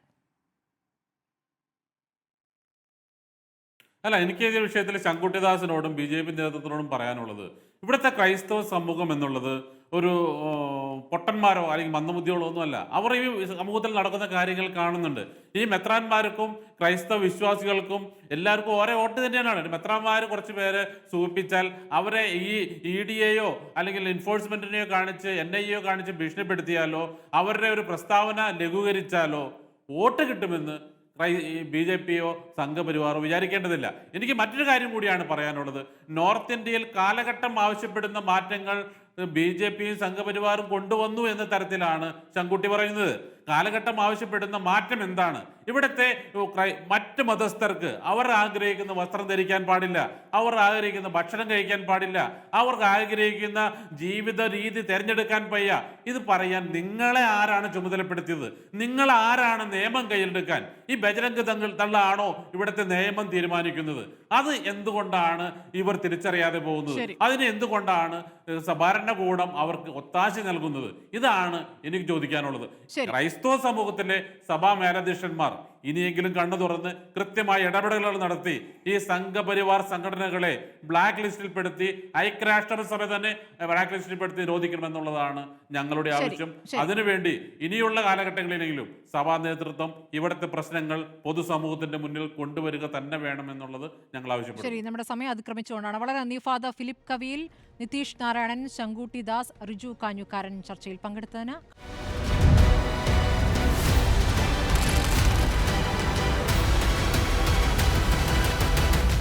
Debate with Smriti Parthikad.